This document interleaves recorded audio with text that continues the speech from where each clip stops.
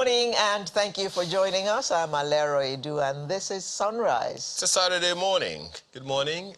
I'm Ayo Makinde.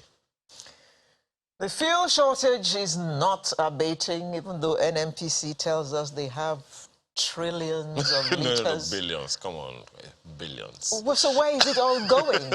I mean, coming here this morning, the traffic on the expressway was as far as the eye could see in some stations. So where is all the billions of liters going?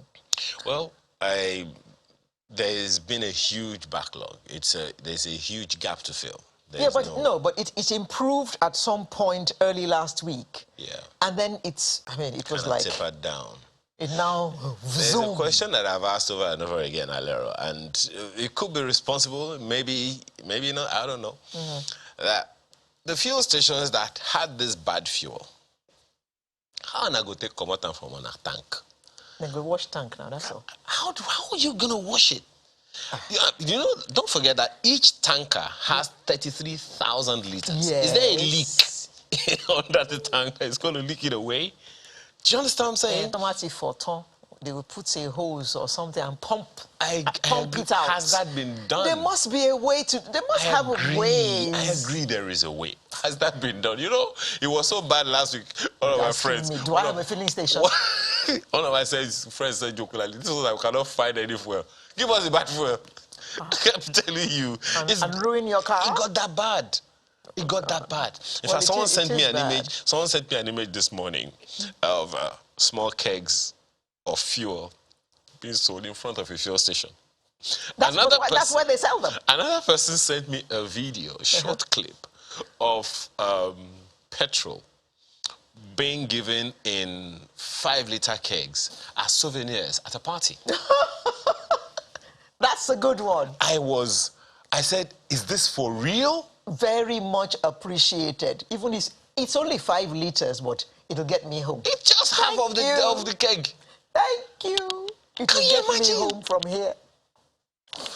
What? I asked her, were you at this party? She said she was at the party. So it's not like someone sent her a video. She was there, she saw it with her eyes. What does Zebudaya say? About being there, being an eyewitness? Jehovah. And so if you live in an area that does not have a filling station, please count yourself lucky, because those of us who do, even to come out of our neighborhoods has become a headache. Sometimes you try to go out, you get to the filling station area, you can't go, so you just go back home and tell yourself, okay, I'll try again tomorrow, or I'll try again in 2 days' time. That's one way to look at it. Another way to look at it, if you have a fuel station close to your house, count yourself lucky in case they have fuel. So you'll be there by 4 a.m. No. I mean, at least someone will tell you in the neighborhood. They said, you know, they have community WhatsApp groups. They have fuel in our filling station. Let's quickly that. So people are spending 6 hours, 7 hours at filling stations. Some people go at 4 o'clock in the morning, don't leave till 4 p.m. That is man hours wasted. And our president has waved us, bye-bye, guys. I'm going off to Kenya, and from there I'm going to the UK for my checkup. Actually, you know, you all can deal. Sort yourselves out. As petroleum minister, he already has his guys doing the work. He has a deputy in the Minister of State for Petroleum. That's why we have billions, and the billions, we can't see them in the fuel stations. No, you don't see the billions in your fuel tank. You just see liters in your fuel tank. Okay? No, the billions of liters. Yes, we have the billions of liters stock up where they are stock up. Oh, okay. Just don't hold your horses. Okay. All right. I'm happy to hear that some of those Ukrainians are back home. They said 2 flights arrived yesterday. It's what a relief. The first arrived while Sunrise Daily was going on, and it was cheering to know that happened right there. I mean, 450 of them.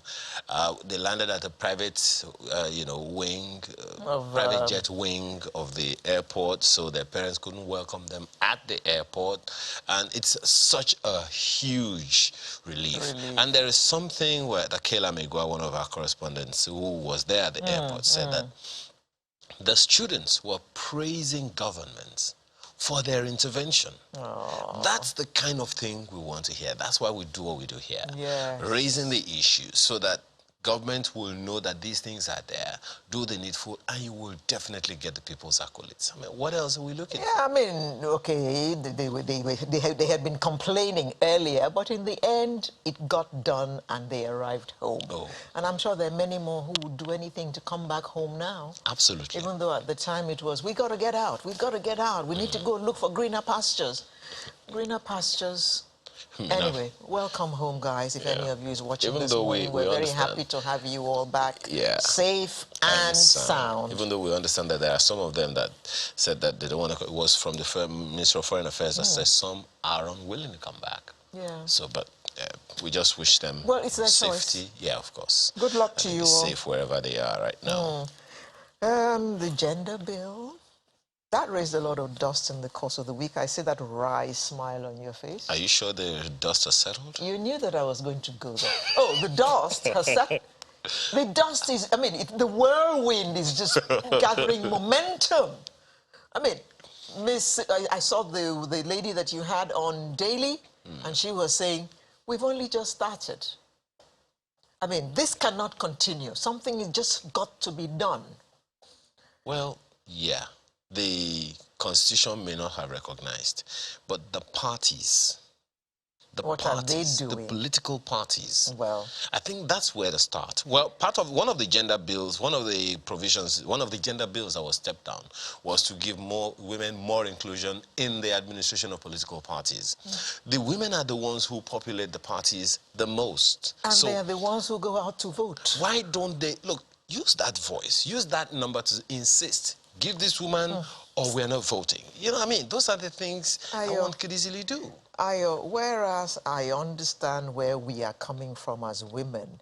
I mean, those days are gone when they said we were homemakers, we should sit at home and look after the children and all that. And in the kitchen. I mean, what kind of insult is that? Just go on, go on. Okay, I understand all that. But at the same time, I say, well, I don't blame these men. It's been put in their heads from time immemorial, as they say in Nigeria, that they are the ones who look after the, you know, it's their job to look after country, to look after home. So, of course, we have this patriarchal society where it is the men. We are the men. We can take as many wives as we want. We can do exactly as we want because we are men. But they forget that, I mean, the women are also breadwinners. Many of us are breadwinners. So, I mean, those days are past when the women sat at home and looked after the children. We go to school like you all do now. In fact, we beat many of you in exams. So what's the big deal? Well, I think, as I said, let's begin with the political parties. Because in the private sector, it's brains over bronze. In the private sector, we have banks where the chief CEOs, the chairmen of those banks are women. And, you know, it's so in many corporate organizations that we're not aware of. So that those facts cannot be taken away, clear and simple. Thank you. If we run government the way we run private organizations, the way we run businesses profitably, then we will not be having this conversation. Do you understand? Okay. But so, right now, as I said, I'll still go back to taking these issues to the political parties. Let the political parties champion this if they are really serious about it.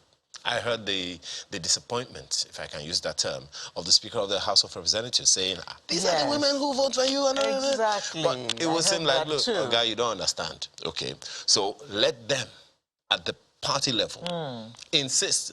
No, constitution or no constitution, what is in the party's constitution? And I liked the way that Champion marshaled her points yesterday. And she said, I mean, it is women who bring up children. They are the ones who more or less form the characters of these people who now say, okay, now you have finished forming my character, I'm going to be your boss forever. Give the woman a chance. And because women are more compassionate, they will not be too quick to go to war. Well, true.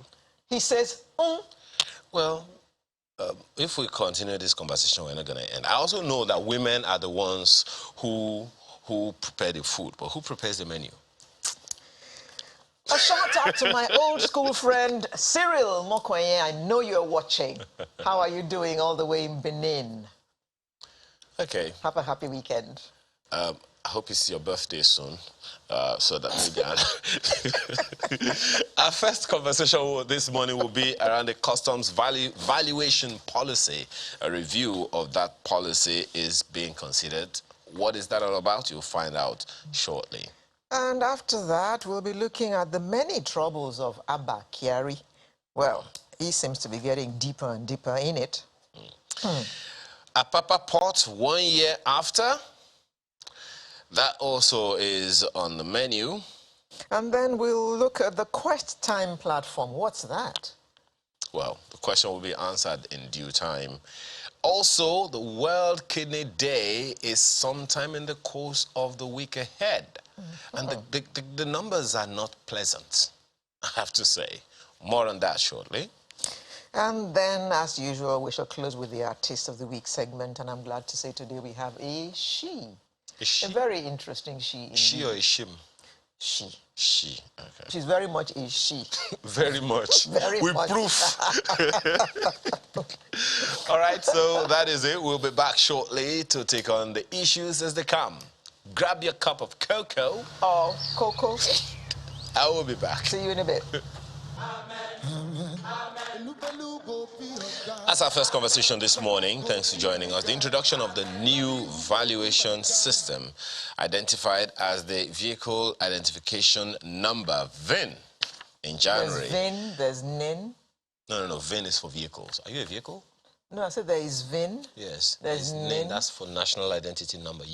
That's for human beings. Oh, for human beings, This and this one is for cars. For vehicles, okay, I wonder which one is coming next. Yeah.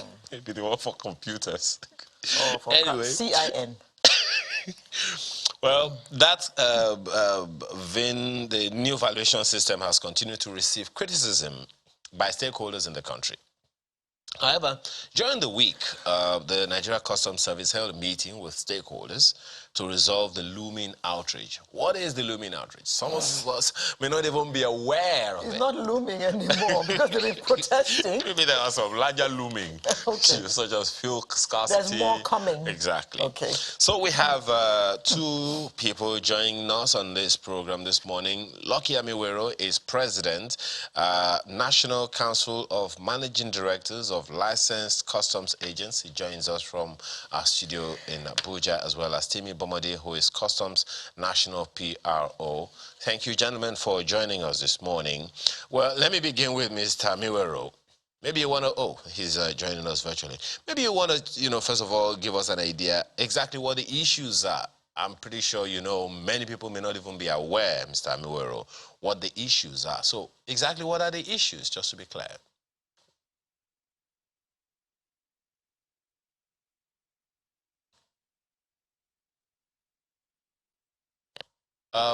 If you don't mind, could you kindly unmute? We can't hear you, sir.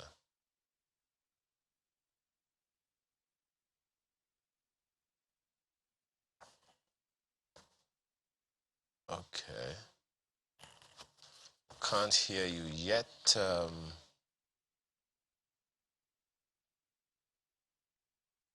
Okay, while we're dealing with that one, Mr. Bomadi is the PRO, the National PRO of the Nigeria Customs Service. Thanks for joining us again, Mr. Bomadi. So maybe you want to first of all give us a quick outlook of what the issues are so people know to follow the conversation.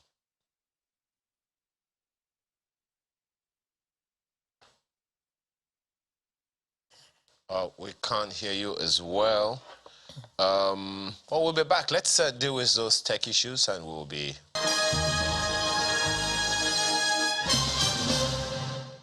All right, let's get this conversation on the road now. Mr. Amiwero, we introduced you earlier. Could you kindly give us an idea? Okay, great. Yes. Abuja, not see your face. Now, what's happening? I will take time. Come. All right, go ahead now, Mr. Amiwero. Okay.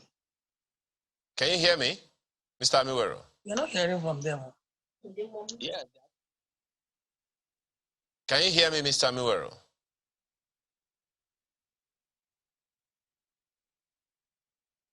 Okay, we can hear you, but can you hear me now? Oh. Okay. I guess we can't. The issue needs to be sorted. But you know, okay. the one of the things that one may want to look at this concerning this issue is we really can't say much until we hear from them. But the issue, yeah, I mean, but you know, when it comes to vehicles, this particular one I think concerns those who bring the vehicles in. Yeah. Don't forget that if you don't have the right figures, the right papers for your cars, you will have conversations with some people on the roads, such as one of your friends that we spoke with last week. so I think this policy, you know, that's why you said we can't really say anything until we hear from them. My understanding of it is that now AI will give you all the information that you need about a particular vehicle. So an agent, for instance, cannot come and lie that this car was that this car was used for 2 years only, whereas it was used for 5 years, or it was used for 5, and you are lying that it was used for 2. AI will determine all of that, so that the duties can now be determined based on the true figures, not what an agent is saying, through which they can cheat government most of the time. That's my understanding of it, and these guys are protesting. What's it, at the end of the day, it comes to Naira and Kobo. Don't forget that their target is 4.1 trillion. Every year, that's customs. Yes, I think that's the figure. Okay, so that is now in jeopardy if this policy is not adopted. But you know, another question anyone may want to ask is, why frustrate businesses? Why? Because if people are, I mean, if what you're saying is to be, I'm just to go by what you're saying, not validating. Mine is not validated as well, because we haven't heard from those who are involved. Exactly, yeah. It's just my own reading of it, so, and I may be wrong. But I'm saying, if we have so few, the reason we have so few people doing this kind of business is probably because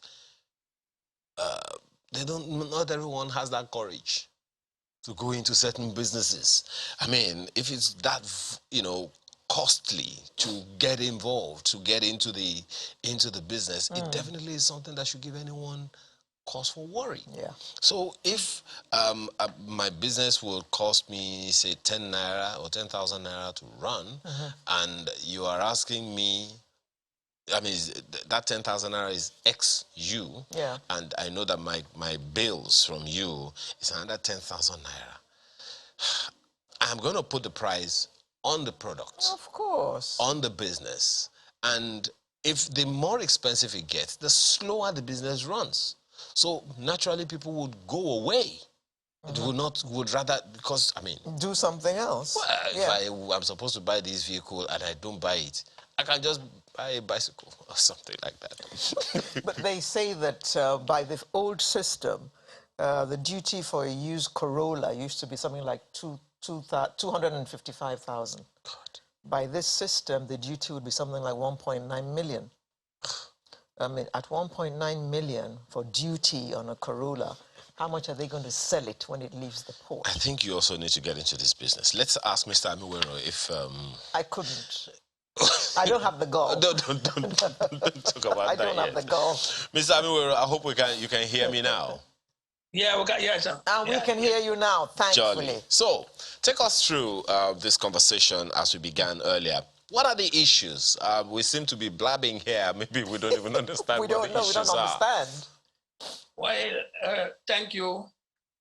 I think the issues are very clear. We have a law that is not implemented. This law was passed in 2003. And this law was a WTO law a process of valuation, and that is the only law we have in the country. It is called the Custom and Excise Management Act 20 of 2003. This law actually put in place the component of transaction value. And for a very long time, as a member of the Presidential Committee to Presidential Task Force to reform the custom in 2010, I presided over the valuation, the treatment of valuation within the Presidential Committee, and we invited the customs to change their policy. The policy they operate is ex-factory price policy. What is ex-factory price? Ex-factory price, that means you are buying this thing from the factory. And we have two types of vehicles coming to the country. We have a new vehicle and a used vehicle. And this new vehicle and used vehicle, you have one that is ex-factory. That means you're talking about a new vehicle that is actually taken off from the factory. You are talking about the cost. But the used vehicles, by the Custom and Excise Legal Notice 30, is vehicle that is used, purchased, and used and imported to the country. As we are speaking today, customer is using an illegal component, which is called ex-factory price. Ex-factory price have no negotiated price. That means what you're supposed to have got is purchase price, not ex-factory price. The implication is that you are having an ex-factory. That means the used vehicles that have been purchased by somebody have a new transaction. And the component of the law is that it is based on transaction value. There must be buyer and a seller. If there's no buyer and a seller, it is not transaction. So what custom is doing actually is imposing value and uplifting value, which is in contravention of the laws. And what has happened is that they are operating what they call artificial intelligence, or trying to bring in internet pricing and every other thing that is not based on the law. So what they are doing is illegal. It is not in compliance with the article. The article is very clear. You have 6 sequential methods in arriving at import duty collection on car. You have transaction value method 1. You have transaction identical value method 2, similar value method 3, sales method 4, computed method 5, and fallback method. All these methods are supposed to apply sequentially. You don't jump. What custom is doing have no basis as far as the law is concerned. Okay. And what they have done is that they are trying to impose value that is not based on the law. Let me quickly take the opening comments of... It is very clear. Just 1 second, Mr. Amiwero. Let me quickly take the opening comments of Mr. Bomodi on this as well. Well, I don't know. Let me believe that their association has had conversations with customs. How are you taking that? Thank you once again. Yeah, indeed, we've had a series of meetings with different associations and licensed agents over this issue of value, and it will do us good to look at the historical context of this whole matter and how we arrived at the decision to automate our processes. Mr. Amiwero there talked about the transaction value of in relation to valuing vehicles, and yeah, he's correct. The WTO agreement on valuation is clear about that. But the question I would like to ask him is how many times people have been able to present customs with genuine invoices concerning the importation of vehicles, because you cannot talk about transaction value in isolation. We can talk about it in relation to the honesty of the person that is presenting an invoice, an attested invoice. We'll go back to that. The idea of automating our processes came from the fact that agents at over time complained about the inconsistency in values used for the clearing of used vehicles. They said the complaint, I mean, in a series of meetings, was that our valuation officers in different commands were not giving the same values for the same make and models of cars. Mr. Bomadi, They Mr. Bomadi, ask I that beg your people pardon. I beg your pardon. Before you go on, we need to follow you as you go. What exactly do you mean by transaction value? Okay, the Give us an transaction value example so of that we any are on the item same page import. with you.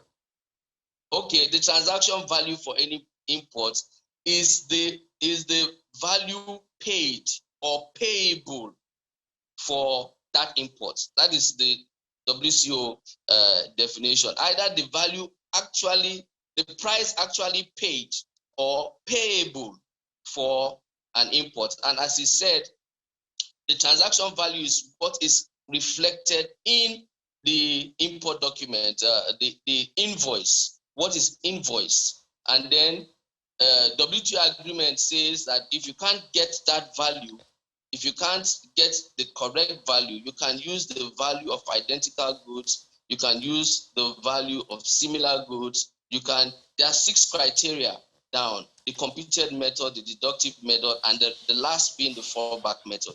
All these are values that you can use where you are not certain that the value declared invoice is the correct value.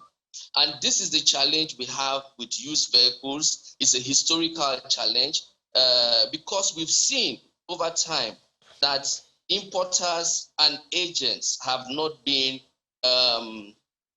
really transparent in the values that they give us, for duty. I will go back to an example you cited. You talked about a Corolla. They make that reference easily. They say a Corolla that used to clear for 600,000 now is about 1.5 million. But what they don't tell you is what make and model of Corolla are they talking about? Are you talking about a 2020 Corolla? Are you talking about a 2019 Corolla? Or are you talking about a 2010 Corolla? It is important that we know these details because it is the make and model of a car that will determine the value that custom gives it for the purposes of paying duty. Okay. It's very important. Now, what the VIN valuation process system has done is that it has taken the responsibility of customs valuation officers, and it has automated a process such that once you put the 17-digit VIN number of a vehicle, it will tell you the actual make and model of that vehicle, as opposed to people declaring,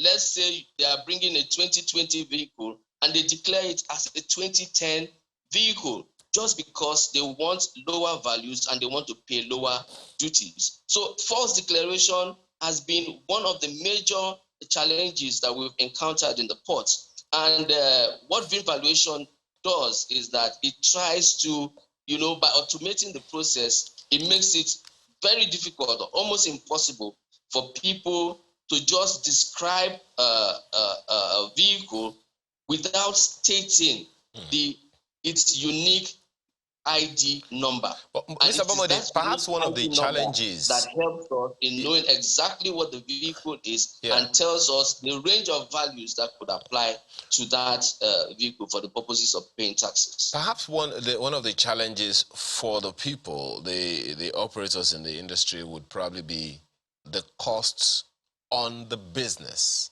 because it will if it frustrates businesses, they will not be able to do business, and then consequently even the taxes that customs is intending to collect may dwindle over time. Yes, indeed, we looked at all those factors, but you see, the customs is in the business of implementing policy, and the policy as regards importation of vehicles is very, very clear. We do know that there are components to assessing value for all imports, and these components are basically 3. You have the FOB value, which is invoice value. You have the insurance component, which is a percentage of the invoice value. And then you have the freight value, which is the cost of transporting these items from overseas into the country. These are components of value. We know also that these components may vary over time.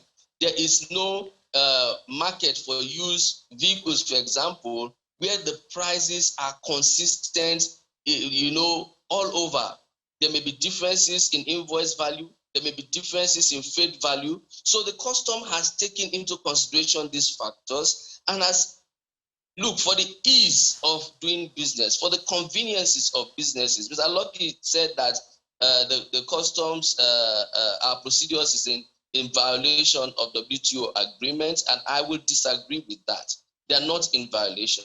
What we've had historically are individuals, agents, and importers that have consistently played games with the values of these vehicles, because you see the inclination we've seen is for them to want to pay lower taxes. Okay. And when they do that, yes, by manufacturing final documents. That's so to be expected. Everybody wants to pay lower taxes, Mr. Manufacture. Everybody wants to pay lower taxes. I'm pretty sure you're aware of that one. Well, Mr. Amiwere, it would seem like Mr. Bamodi doesn't completely agree with you on some of the issues that have been raised. Perhaps, but thank you very much. I also You gave me too much time to talk because we are the people protesting. Okay. Not giving us much time. Yes. Okay, go ahead. I was appointed to reform the customs, and I brought up violation principle into the country. It's talking sentiment, it's not talking law. What we are talking about, you cannot operate a VIN valuation on a vehicle. One, they are sequential principle. The WTO, the GATT valuation agreement, is something that has been domesticated, passed in the National Assembly. What is talking about the sentiment is not law. Where do you derive your powers to implement VIN valuation? What is VIN valuation? VIN valuation is internet pricing. And when you look at the laws are very clear. You cannot use internet pricing. You cannot use artificial pricing. You cannot use web pricing. There is no provision in the act that allows you to use discretion on the value. The VIN valuation have 6 different principles. One is transaction value, which is the first method. 2 is transaction value method identical. The 3rd is similar. The 4th and 5th is reserved for the importer. It's not for customs. Customs don't have the right to print value. If you look at the law, they don't have any rights to touch value in the country. By the provision of Section 12 of that Custom and Excise Management Act, the provision of Section 12 is very clear. Custom is to, in every provision, is to present their documents and call the importer and tell the importer to bring your information to be able to actualize the value. Okay, Mr. And in provision Section 8, Section 8 makes all the principles sequential. You cannot pass 1 and go to 6. Customs don't have anything they are operating. They are operating on sentimental law. And what you are saying is that comply with the law. There's a law passed by National Assembly, which is globally accepted. VIN valuation cannot be subsumed in the law. Number 1, you have almost close to 50 criteria of arriving at import duty collection on cars. The custom legal notice 30 have 6. 1 is country of manufacture. 2 is capacity. 3 is wear and tear. 4 is the value itself of the cost of the goods. Then the 6 is the odometer. He did not talk about that. You're talking about cost insurance and freight. That is normal. But on cars, what you have on cars, according to transaction value, is the purchase price. I presided over the evaluation. Okay. I presided over the custom value presidential committee. Mr. What he's talking about is sentiment, is not law. Mr. Miwero, let me just give you an example so that I can determine whether I'm actually following your argument. So a car may be a 2020 Corolla, but it's an accidented car. So for that reason, I pay very little money for it, and I bring it into Nigeria. But if VIN is applied to that car, it will be valued as a 2020 Corolla, full stop. That is the truth. You see the problem. Am I correct? You are correct. What is the work of the customs? The work of the customs is 1, is to implement government policy. Is this VIN violation government policy? It's customs policy, it's not government policy. Because number one, by the section 36 of the Custom and Excise Management Act, the minister supposed to sign that procedure. It's an import and export procedure and call the stakeholders. It's a customs, and customs don't have a right to introduce a policy without going to the minister. I don't know whether that minister approved that policy. And if he approved the policy, it's not in line with the law. There's no provision you can capture VIN in the law. What we are trying to say is that customs should comply with the law. There are provisions in the law. Section 2, which is identical value, says when a vehicle cannot be identified, cannot be determined under Section 1, you go to vehicle that already accepted, and you have a lot of these things that are already accepted. What customs have done is using artificial value. Invariably, they are hanging their concept on internet pricing. Internet pricing is not negotiated price. It's not acceptable by the convention. So what we are saying in essence is that customs should comply. There's a law. There's no VIN violation in the law. Okay. There is no how you can incorporate VIN violation in that law. The law is treated, and you have more than 50 criteria of arriving at import duty collection on cars. Let me explain. For instance, the freight rate from Port Harcourt and Tinkan are not the same. And it's part of the consideration, it's part of the criteria. Number two, the wear and tear of a Peugeot car are not the same. There's a lot of criteria. You have the time, you have the quantity, you have the value, you have everything. There's more than 50 criteria to arrive at import duty collection. VIN valuation is an imposition. Okay. And we are saying that imposition, go back to the law. There's a law passed. Okay. And that law is a global law. Okay. The law you are operating here is what you are operating in Ghana and all over the place. Okay. All right. If you are operating a valuation procedure that is based on the law, you have been operating, even though it is not legal. When you are operating your extractive price, it's illegal. Okay, and you don't have the component of purchase price. What you need in a car is purchase price. There must be a relationship between the buyer and seller. That is transaction value. You don't impose people because you are putting on uniform. No, what we are saying is that comply with the law that is passed in National Assembly.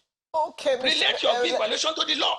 Mr. Aguero, can Mr. Mamadi just make comments, because I can hear his voice in the background. He has something to say about what you're saying. Yeah, Mr. Lucky, his emphasis on the illegality of VIN valuation is, to me, is funny, because we are living in 2022.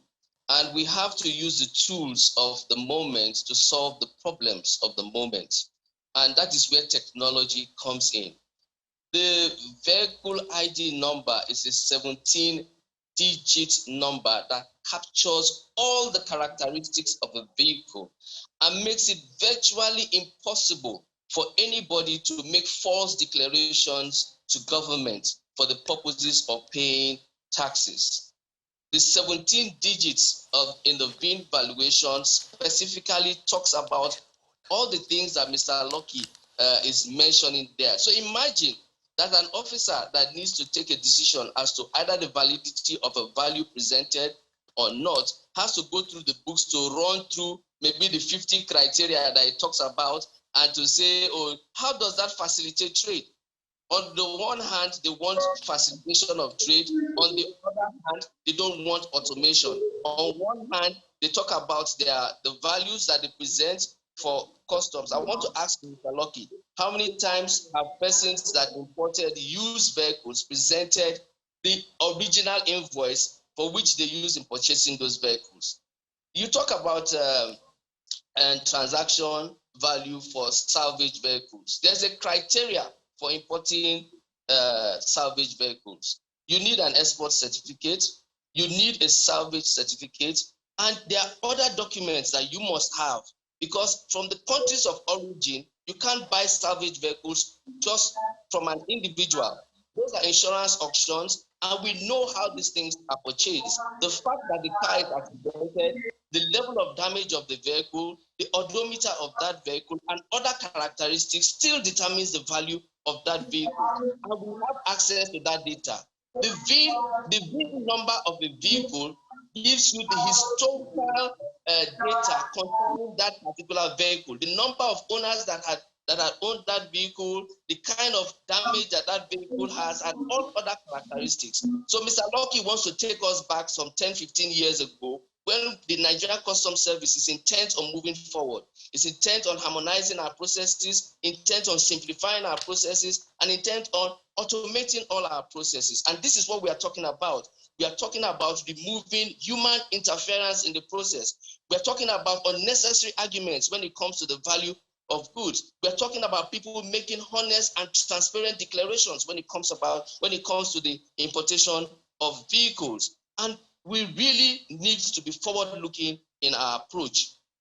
Again, we would want to plead with agents. We understand the challenges that they are going through.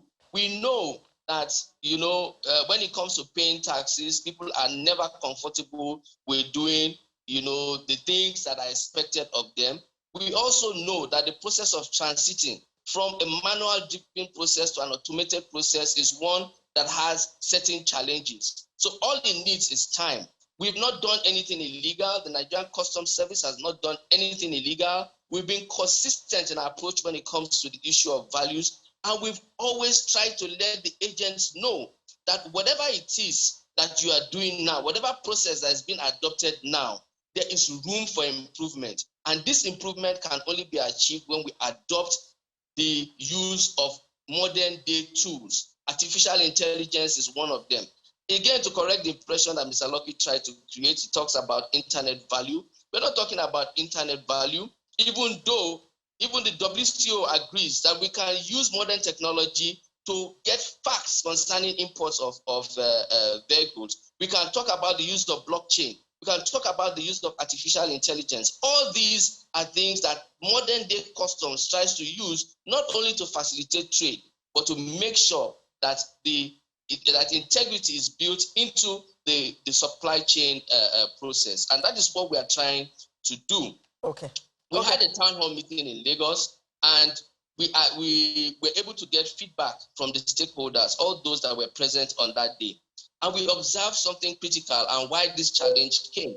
Before VIN valuation was introduced, there was an attempt to engage agents. We had different occasions where representatives from customs from Abuja went to Lagos and tried to inform stakeholders, importers, and agents about what it will entail to migrate from the manual process to the automated process. Guess what? We learned at the town hall meeting that most of these agents sent people in their offices that had no ability to understand what was being introduced. And worst of all, when they went back to their offices, they couldn't communicate the whole training that was given to them. They couldn't communicate to their bosses. And then when the implementation phase came on, we now started having complaints. Okay. Well, Mr. Bamodi, before we are also accused of siding with you by Mr. Amiwero, he has already accused us of giving you more time already.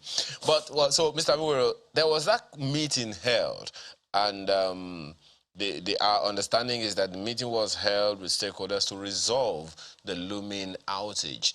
In your opinion, and from your own perspective, how far gone is that resolution?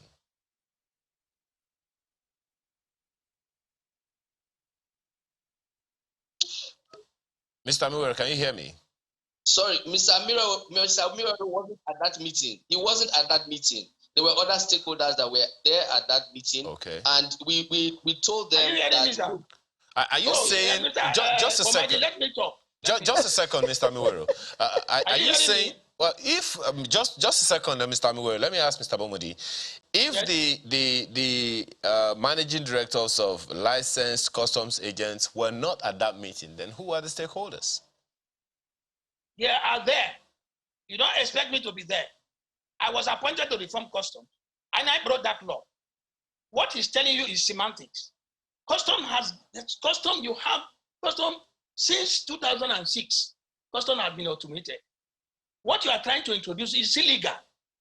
Tie that thing you are introducing to the law. If you tie it to the law, you don't have any problem. What is artificial intelligence? Where do you have artificial intelligence in the law? How do you get artificial intelligence? Internet pricing. That is what you use. You have a lot of this problem with finance. Everybody, you're almost killing the country. All the SMEs are gone. And I want to tell you, custom is not to make revenue. Custom is to balance the trade in the economy. Tie this, what has been is chassis number. You can change chassis number. You can even change chassis number from abroad. You can change engine number from abroad. What are you talking about bringing 15, maybe something? You must know the person you are talking to. You are talking to somebody who was appointed to reform you people. So essentially, Mr. Amiwero, you're saying, just a second, Mr. Amiwero. Are you saying essentially, Mr. Amiwero, that the meeting didn't have any effect? Nothing. They left there disgracefully and went back to say they are coming back to come and meet agents. Okay, just a second. Let me take on the Vice President of our Association of Nigerian Licensed Customs Agents, Mr. Kiari, who joins us also virtually from London. Thank you, Mr. Farrington, for joining us this morning. You've been listening to some of the conversation, I'm pretty sure of that. So, first of all, what is your impression about what is going on? It's illegal, it's not against the law, all those issues many people want to understand. Oh, thank you very much. I'm delighted to be on board. Number one, it is illegal, as the senior agent has said. But the most important thing is that the issue of the VIN number will have all embraced it. All the custom needed to do. Oh dear. Mr. Farrington, okay, we'll bring him back. So, Mr. Amiwero, in the light of the prevailing circumstance, what are the options on the table? Are you hoping that you'll be able to... because at the end of the day, customs still have to do their jobs. I don't know where just a second. I don't know how you would, when you say that customs is not to make money, I'm wondering where that is coming from, because they are supposed to tax some things that are coming in. So they definitely are supposed to make money according to the law. Maybe you have not looked at the law.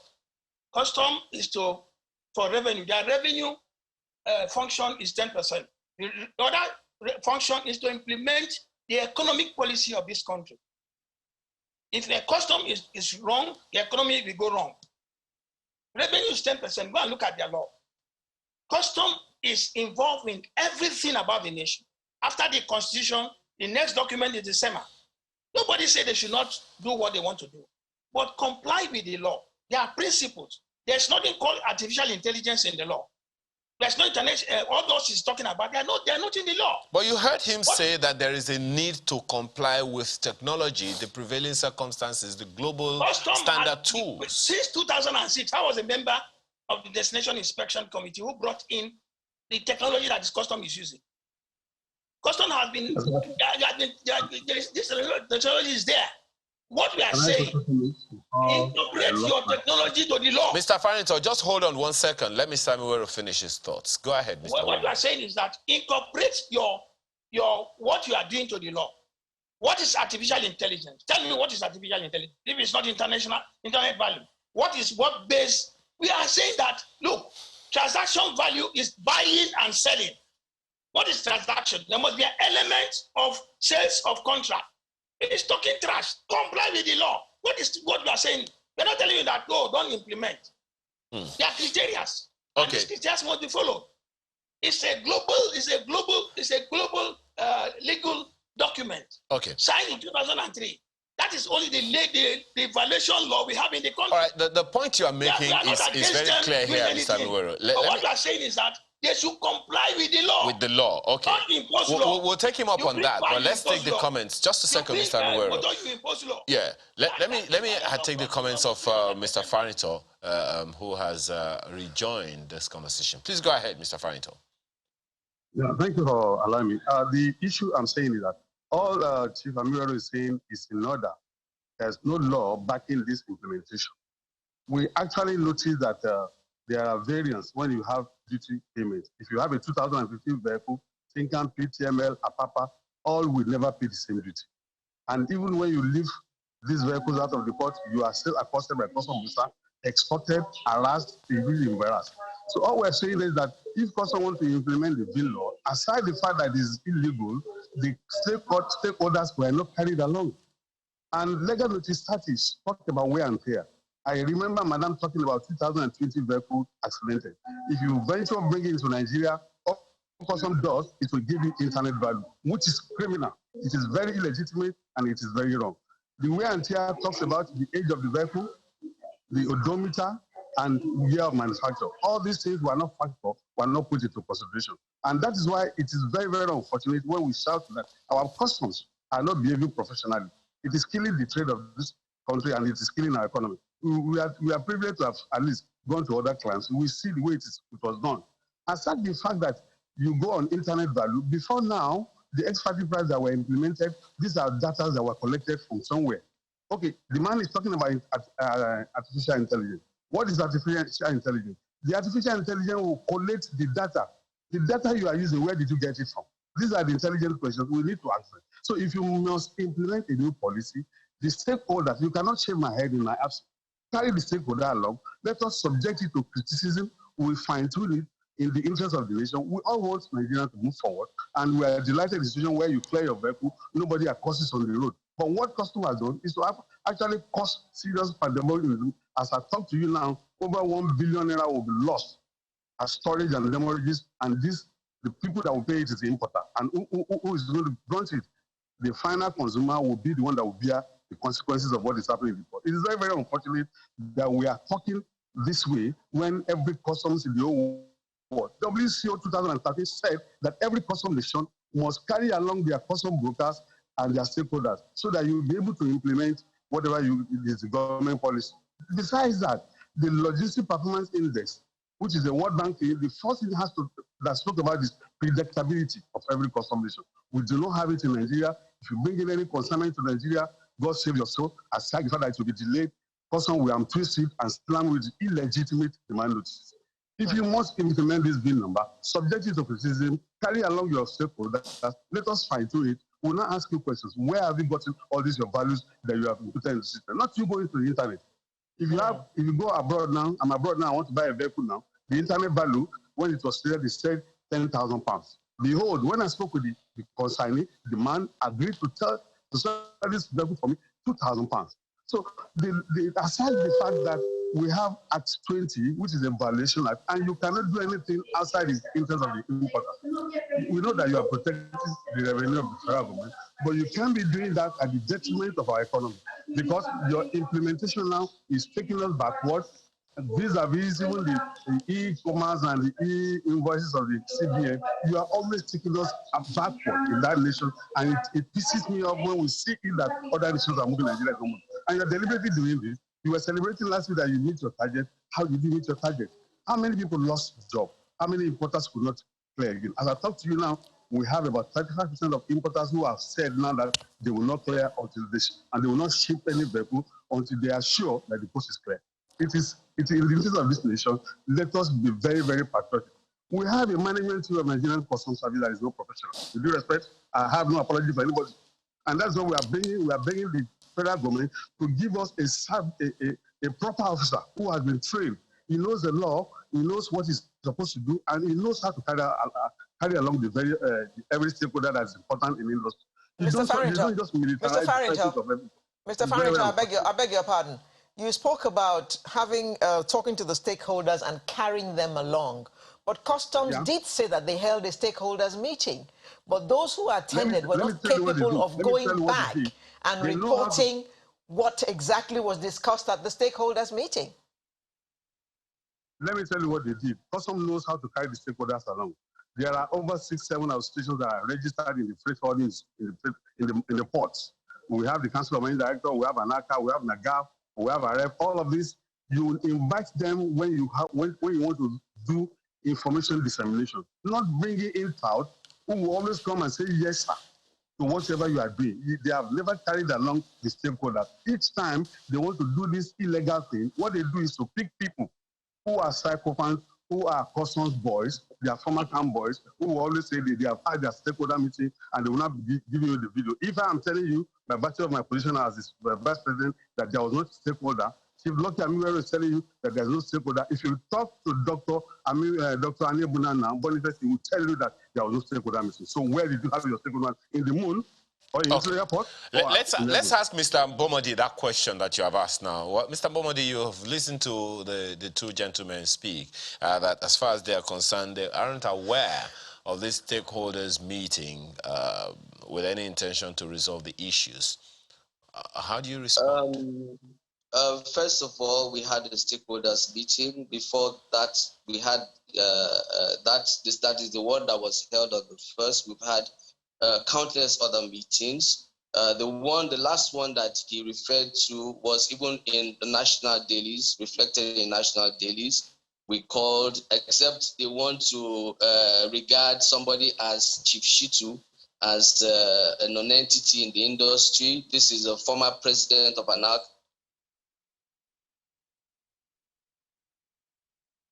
Oh dear. I hope we'll be able to bring Mr. Bomodi back. Okay, let's go ahead. Yeah, we've had all of those that who is who in the industry. They were all there. So we have the video, we have the news coverage, we had news media. Even your TV station, Channels Television, was there to cover it. So it wasn't a secret thing. And prior to this period, the Nigeria cause for them to say, for Mr. Farrington to make that statement is really sad, because I have it on record that even in January, when VIN valuation was introduced, the ACG that was given that responsibility to brief stakeholders as to how effective this thing was, got a call from Mr. Farrington. Mr. Farrington congratulated him on the introduction of VIN valuation and also told him that it was working. He told him that VIN valuation was working. I'm not saying that, I'm not slandering him. I'm telling you a matter of fact. So it is one thing they do to talk privately. Well, the statements they make in private and the statements in public are variants. And we should really question why they do that. Well, I'm sure that Mr. Bomodi, I'm sure that Mr. Farrington would want to respond to that. Just a second, Mr. Farrington, just hold on. Hold on, Mr. Farrington. Hold on, Mr. Farrington. But there's a question that I want to ask you, Mr. Bomodi, and that's something that Chief Amiwero mentioned earlier, that this initiative that they're complaining about is not integrated in the law, that if you line it up with the law, that they will be okay with it. Yes, he mentioned that, and I've tried to address it. He talked about the WTO agreement on value, on valuation, and he mentioned the transaction value. You cannot talk about the transaction value in isolation. You have to talk about it in reference to an invoice. Now, when you present an invoice is not a religious, a sacred document that cannot be queried. We have the right to query an invoice. And if we consider that somebody presents an invoice that has no relation with reality, then we can introduce down the road, as prescribed in the WTO agreement, either transaction value of identical goods, transaction value of similar goods. We can use the deductive method, we can use the computed method, and we can also use the fallback method. Okay. The deductive and computed method are not operational in Nigeria. So we have the first three and the last alternative. And when you're talking about vehicles, you see, I really don't get it. When people quarrel with information is everywhere. Okay. Well, Mr. Bomodi, I'm sorry. We're running out of time, but I want us to be able to at least, if it is possible, use this as some form of basis to start a conversation that will resolve the issues. One of the risks that we have seen over time in the course of doing our own job here is that if the business environment is not comfortable for those who do it, they will find other means. You are not unaware that some businesses have moved out of Nigeria because of what they call ease of doing business and conditions of service. So if this environment that the customs is operating in is not comfortable for them, there's a likelihood that they will ship their businesses outside of the country and find other means and ways of bringing them into the country. That will not serve the purpose of customs. That will not serve the purpose of the revenue that customs wants to generate. So is there a middle ground somewhere? Yes, there definitely is a middle ground. So let me tell you what the customs had done.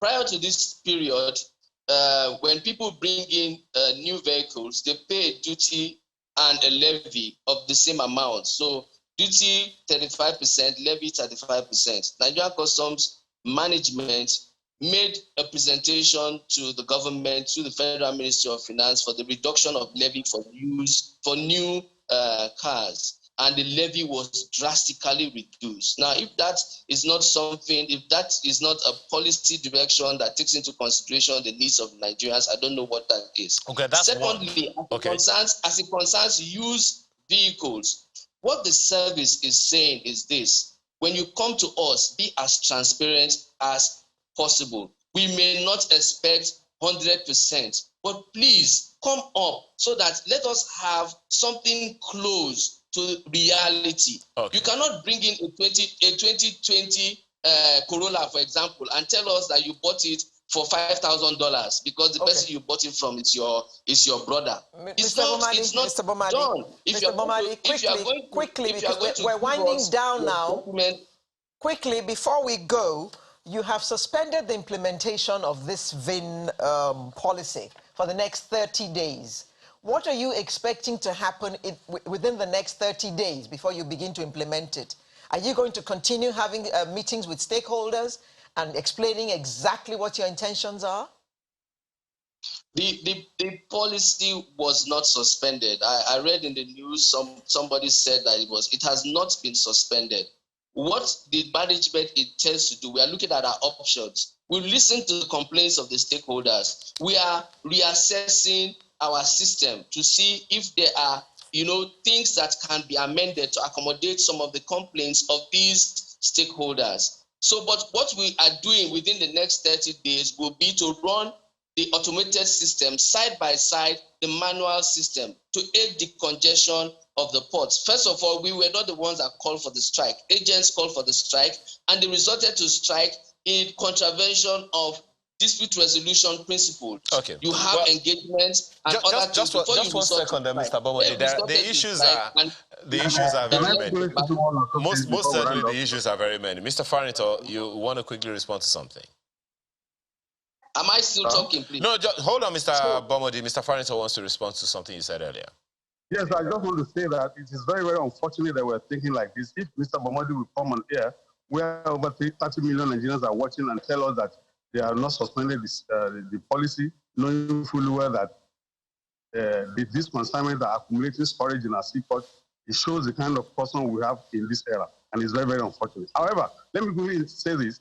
The moment they introduced the VIN policy, I remember I called the Askuda ACG.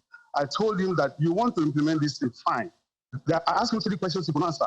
Number one, the first one is that you have not carried along the stakeholders. He said they will call us. I said, the secondly, where did you see the value that you imposed in the system? He could not answer that one. I said, thirdly, you and I know that this value are outrageous. It cannot fly because a vehicle that is bought for $5,000 in your system is there for $15,000, $20,000. How do you think Nigerians will allow this thing to save? It is very, very unfortunate. And that's why I want to advise Nigerian importers. It is better we start going to court to stop most of these illegitimate things that our customs is doing. It is very unfortunate if a national PR will come on air and tell us that they have not suspended it, knowing fully well that over $1 billion has been lost. All right, Mr. Farrington, I'll take that as your closing thoughts. Just a second. I'll take that as your closing thoughts on this issue. Mr. Miwero, you've heard Mr. Farrington say perhaps the only other resolution is to go to court, irrespective of what Mr. Bomodi has said. What are your final words? The final words, like I said, I introduced, we have 5 of our members in that town hall meeting, And those are the members that confronted them and tell them what they are doing is illegal. You see, if you look at Bomadi, he's a civil servant. Tell us where you have the rights to do what you are doing. When Farrington is talking about carrying stakeholders, you don't need a stakeholder once you do the right thing. You don't need a stakeholder. And this thing is not a policy. VIN is not a policy. I have not seen it passed by the minister. And I want to tell customs, all what you are doing is illegal. If the minister does not sign it, under the provision of your act, all of you will go to jail one day. Okay. Because there's nowhere that gave you power to do what you are doing. Mr. You cannot introduce Abiwero, a system. well, let's consider this a conversation starter. I want to hope that with this blown open, so to speak, there will be an invitation to the major stakeholders, including yourself and Mr. Farnito, on this so that the issues can be resolved. For now, we have to thank you, gentlemen, for being a part of our conversation this morning. Lucky Amiwero is President, National Council of Managing Directors of Licensed Customs Agents. He joined us from Abuja. Mr. Timmy Bomodi is the National PRO, Public Relations Officer of Nigeria Customs Service. Thank you for joining us, as well as Mr. Kiari Farnito, who is Vice President, Association of Nigeria Licensed Customs Agents. He joined us virtually from London. Gentlemen, I can see that you are already smiling at each other. Resolve your issues. Don't let the cost of vehicles be too expensive for us to bear. Thank you very much. All right, we'll be back after now to take on another issue. Please stay with us.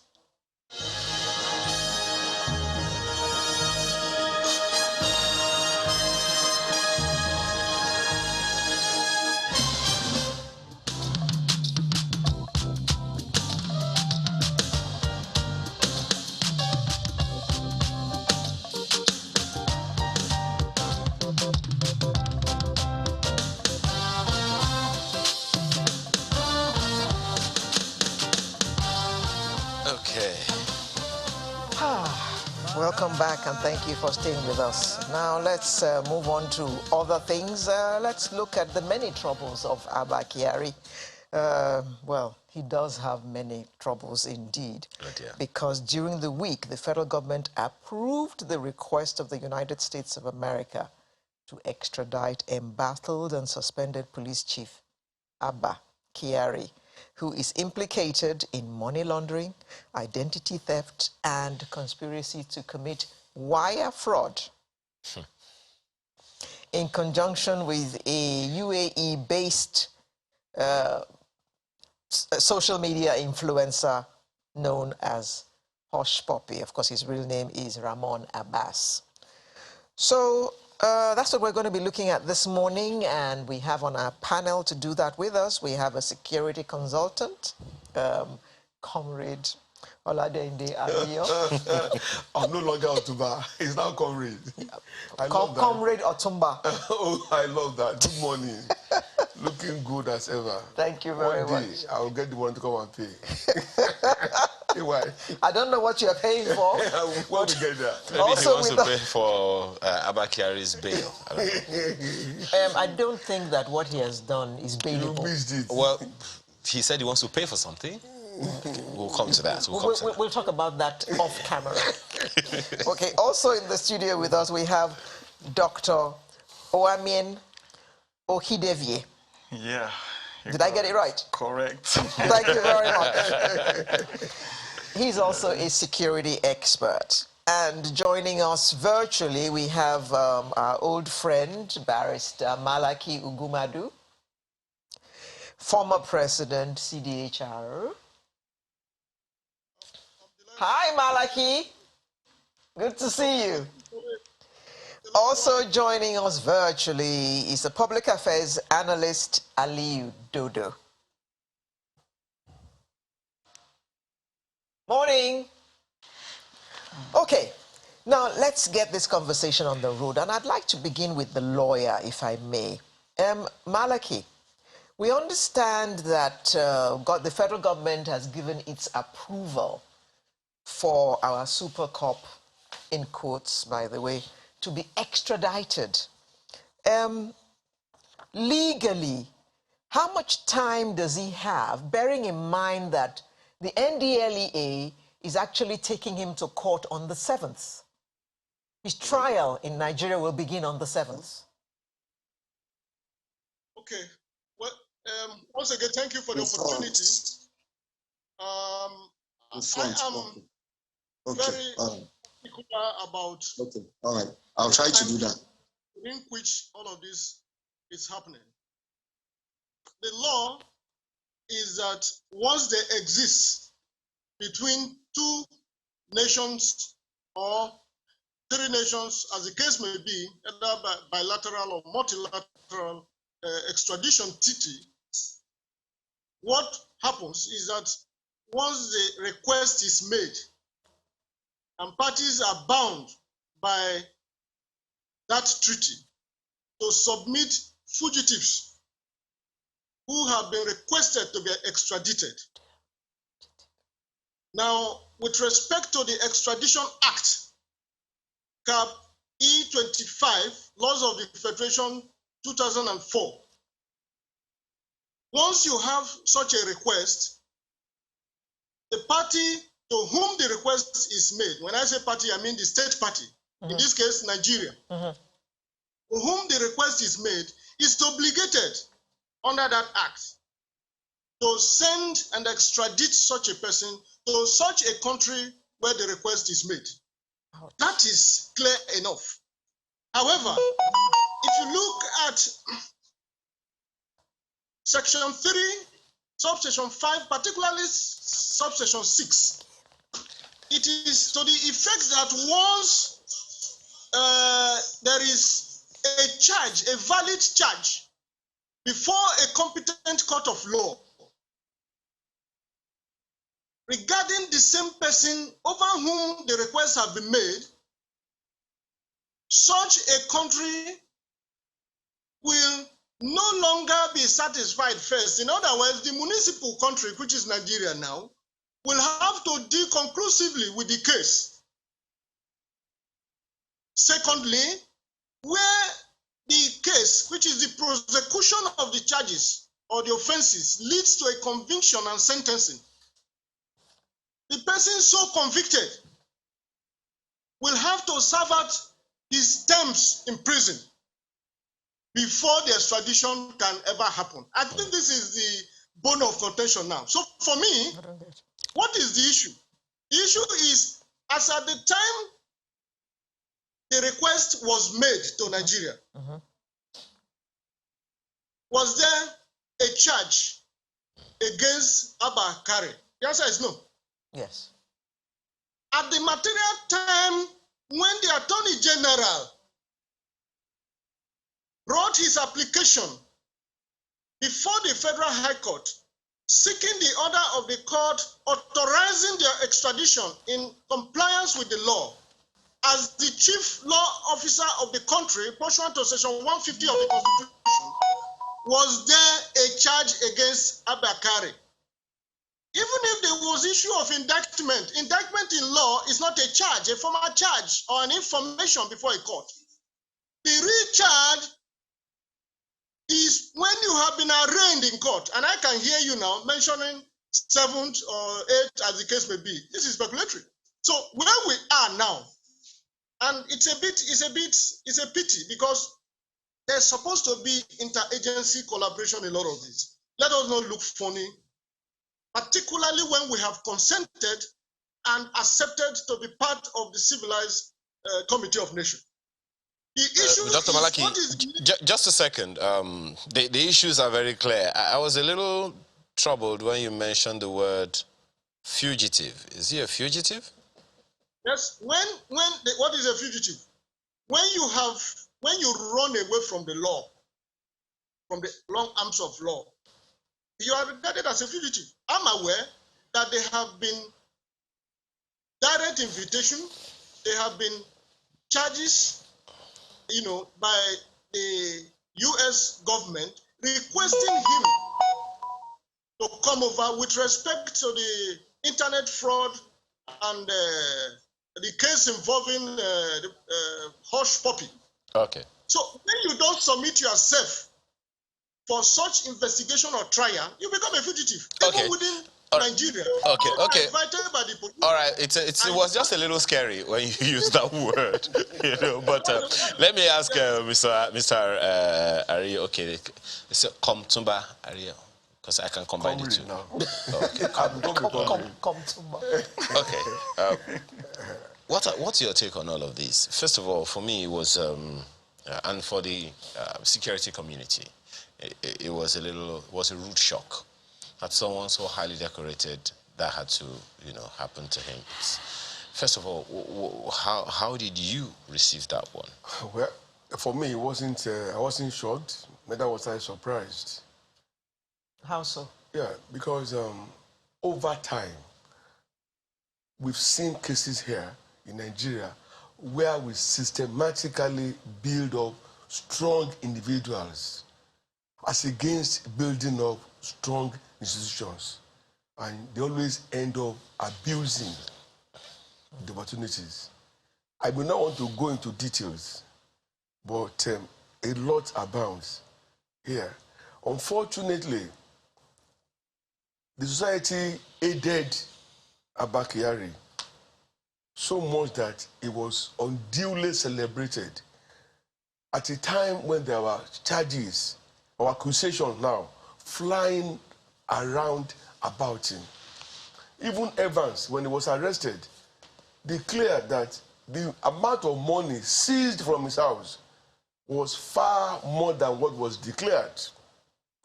Bit by bit, people were coming out to say that their husbands, cousins, brothers, or family were arrested by the IRT headed by Kiari. Nobody gave them the listening ear. We saw him as being beyond reproach. There was a lady that was arrested and locked up on suspicion of being a drug pusher or something. For months, no charge was brought against him. Who does that? How do you elevate an individual to a point where you could do anything, demonstrating impunity became the boss, the law, unquestionable, a KBC kind of thing. There was a case of somebody they had a transaction that went bad, and a debt arose. The man was picked up, forced into his bank premises, and had to withdraw money in millions now, not transfer. Was it even okay? They had to move money. I mean, without a court judgment, so many atrocities were committed. But the Nigerian society we just got lost in the euphoria of Mr. Supercore, action man. Unfortunately, truth remains constant. Falsehood may travel 1,000 kilometers. Just one day, when truth moves, it will catch up with it. And that's why we are where we are today. Now, all we have common friends. I'm not going to deny that. By the time you see a man of that status, especially considering the office he was occupying, mingling unwholesomely, you just know that his chicken will soon come home to roost. Attending nightclubs, dancing in nightclubs, and throwing the video out there, attending private parties. Way back in Abeokuta, my father had a friend. Is that a bad thing, really? Sorry? Is that a bad thing? He's in the society. Even as you and I, the way we are, I can't. There are cases on this when a vehicle hit my car on the street. I just came down to ask questions. Somebody said, I know that man. It's a TV man. I simply entered my car and I left. Before you know, the issue will be, be turned against me. I don't know if you understand what I'm saying. I mean, because I'm a regular face on television. So it was something. You are raising more of a moral question. Okay. So you don't know, and today everybody has this cheap answers.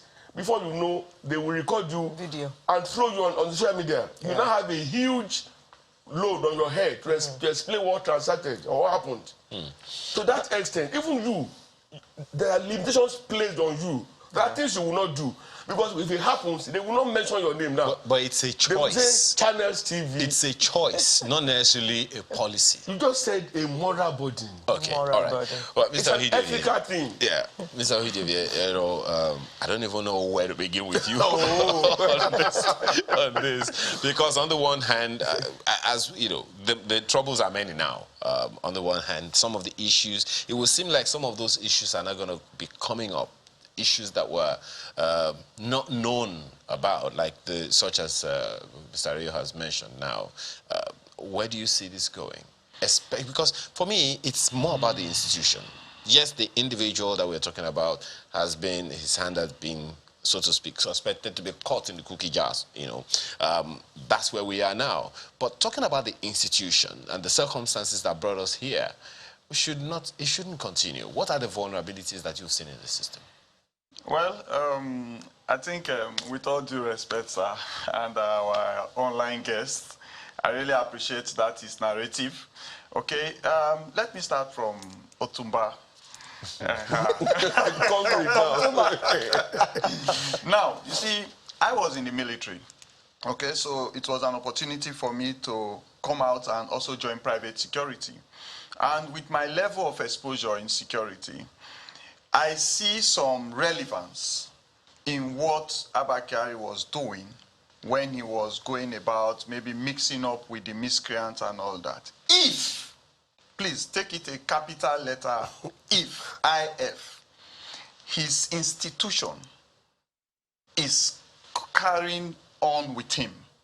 There are undercover situations where when I saw those videos and all those things, my belief was just that how long will it take to wipe out this syndicate? How long will it take to wipe out this kingpin? Because when you romance them, you will be able to extract information. But I was shocked to find out that there was no institution. He was the institution, like Otumba has said. So if there was an institution, he will have a team sending feedback to the police service and putting evidences together. Even if you have not picked the kingpin, some persons connected to the transaction of those people, you just hear that they are arrested. How did they get information? They are arrested.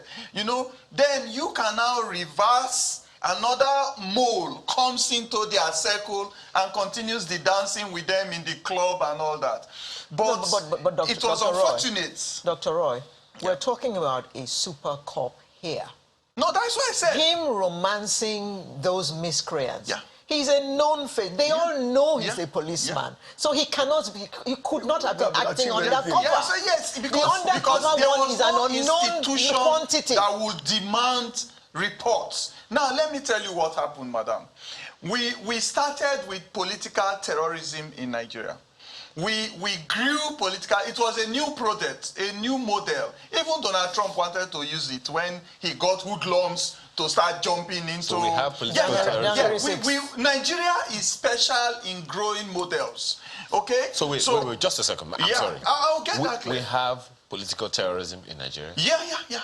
Now, political terrorism is this: when you use politics as a weapon, you weaponize it to intimidate opponents and a general community of people. It's terrorism. Now, when you use politics to start ballot boxes, that was where we started. Then we went into cyber terrorism in politics. We started to dig information. Evan and Evans, the Senate president, his name is Evans. Then so many other big wigs, when they want to pull you down, they just pick up one thing. One woman came, she didn't do NYSC, she had NYSC, and all of a sudden, Minister of Finance is out. So this thing started and we were embracing it. How was it possible? Because the institutions that we are supposed to use, the EFCC, the police, the military, the politicians were able to use those institutions as their handlebars. Now, if the military was able to stay on professionalism, how will you have generals being held wanted for billions of naira diverted?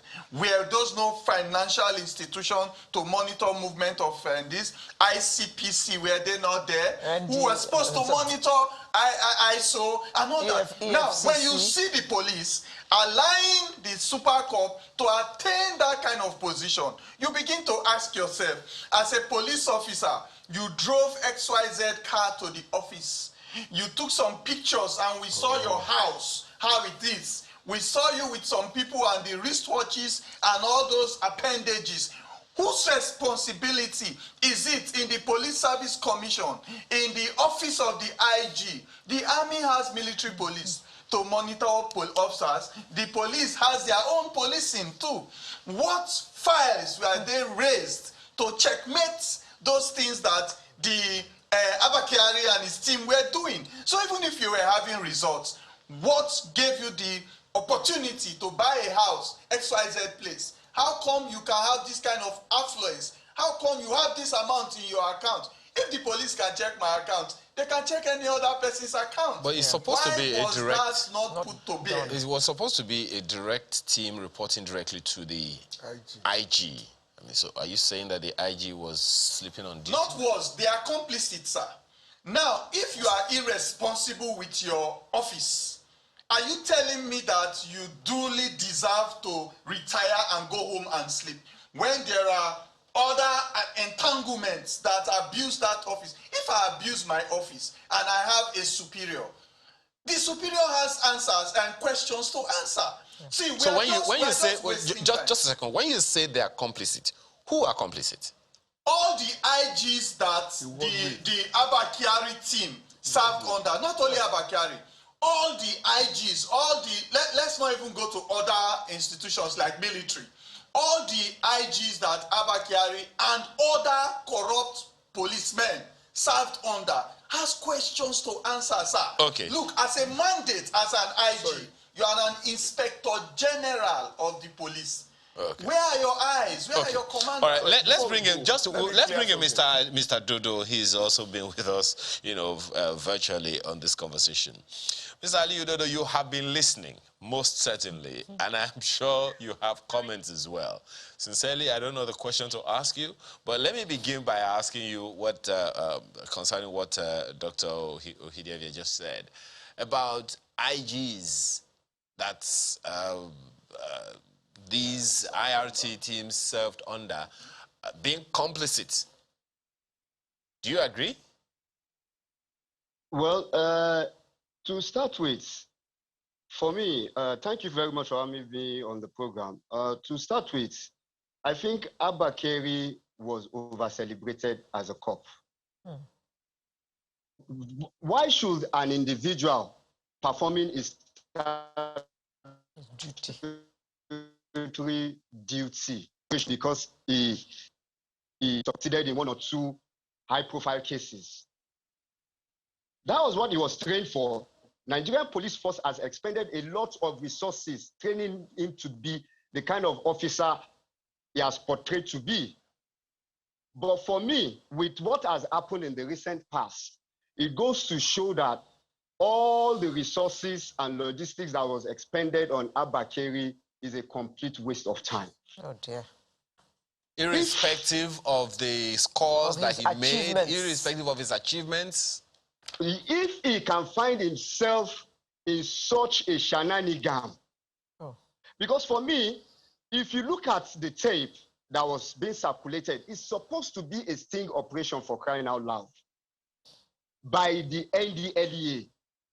How on earth should a high-profile evidence go out to the public?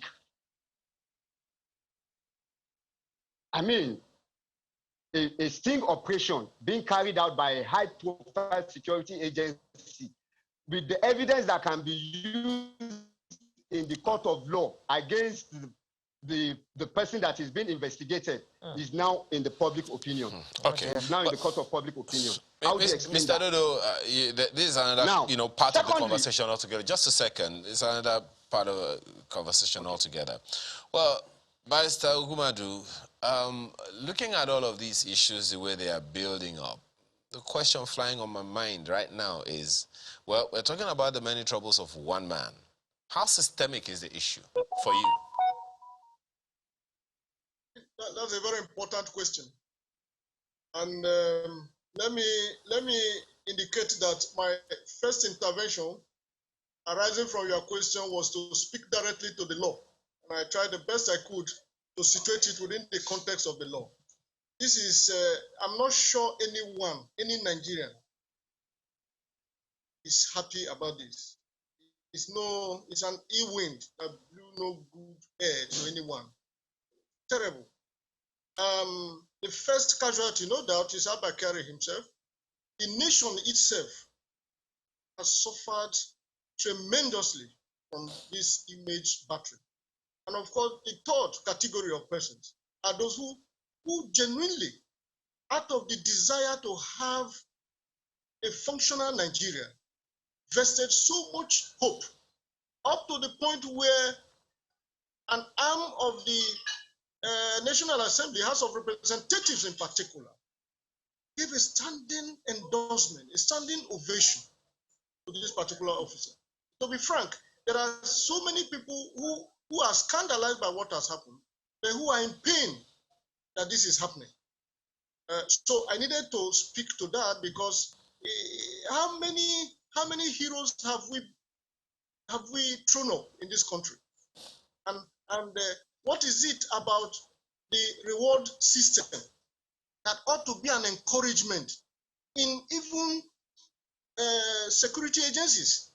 It helps to boost the morale of those who are ready to lay their life, to put their lives on the line, who are on arm's way every moment of their life.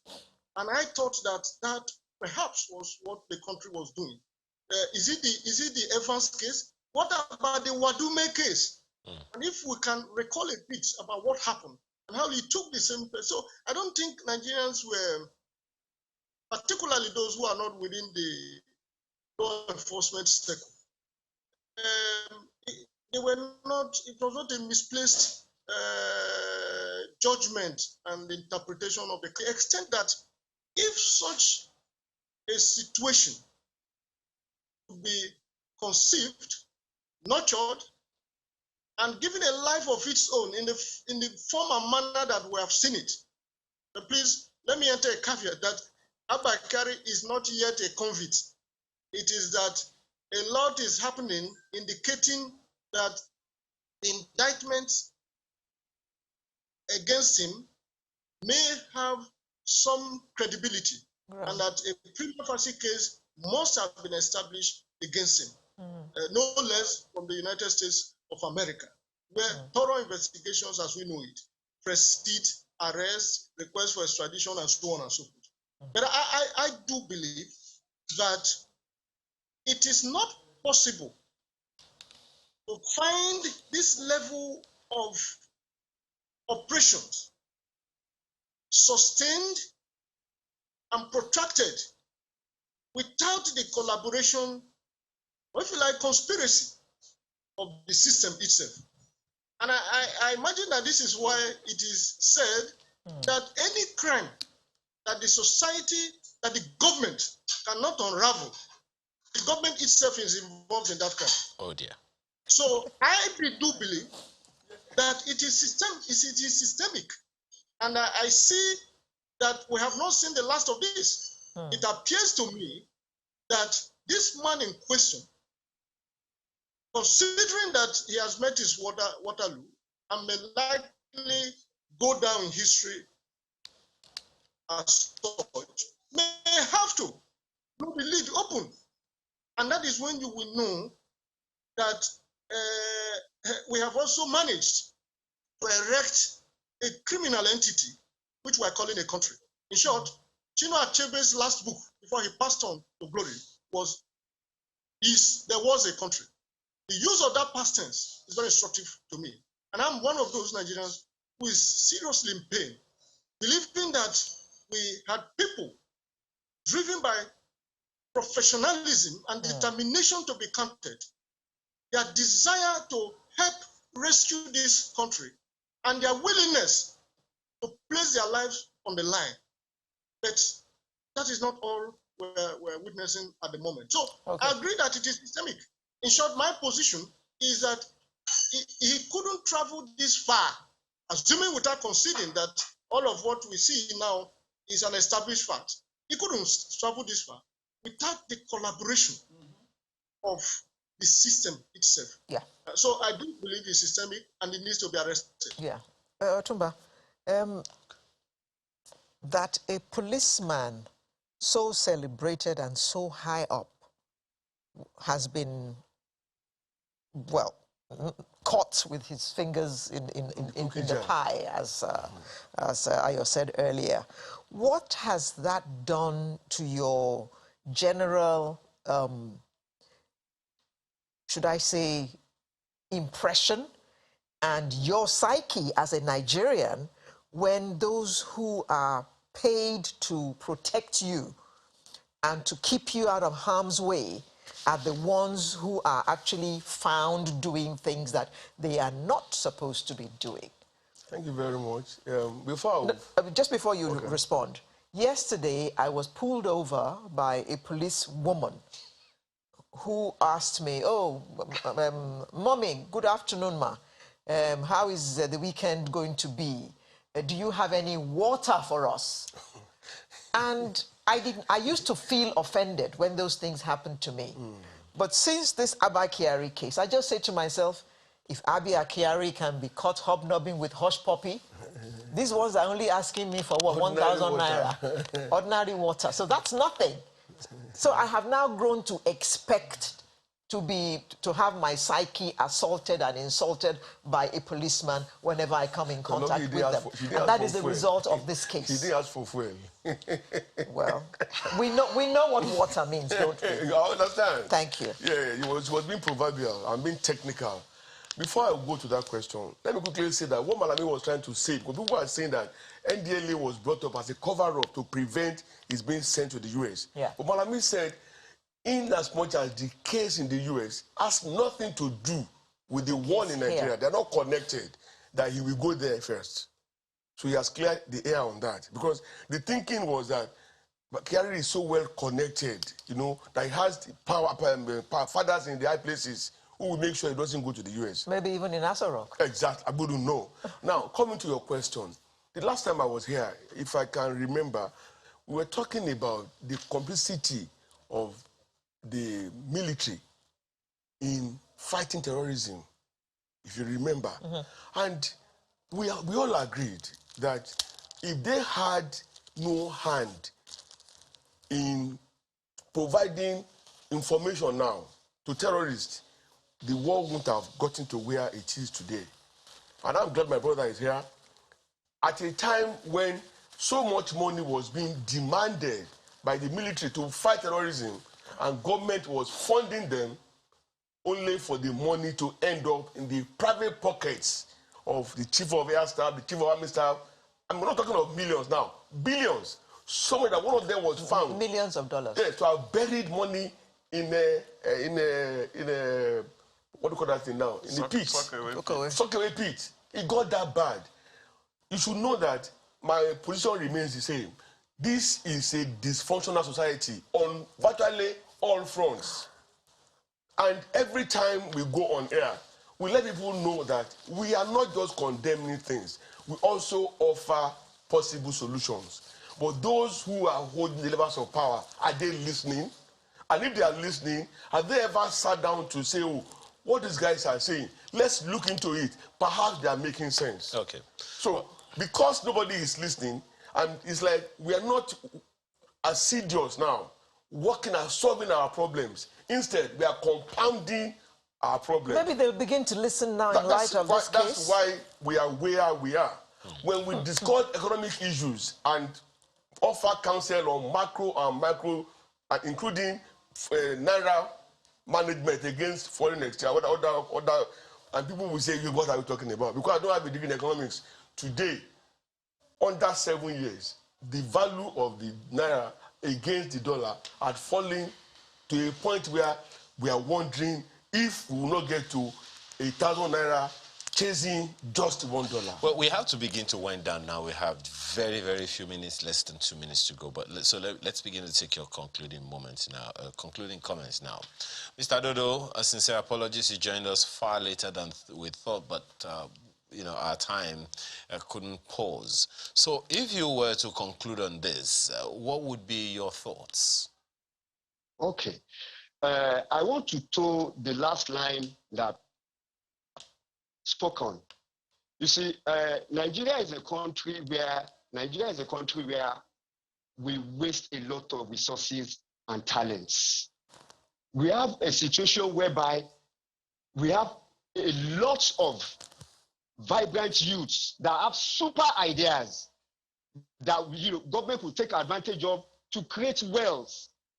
Wealth creation is about people that have ideas in the society. The government doesn't create wealth. You have to make use of the people in the society to create to translate their ideas into wealth. Okay. But they don't give that room. All right. Okay. So That's a good one. That's a good place to leave it, Mr. Dodo. Barrister Ogumadu, 20 seconds.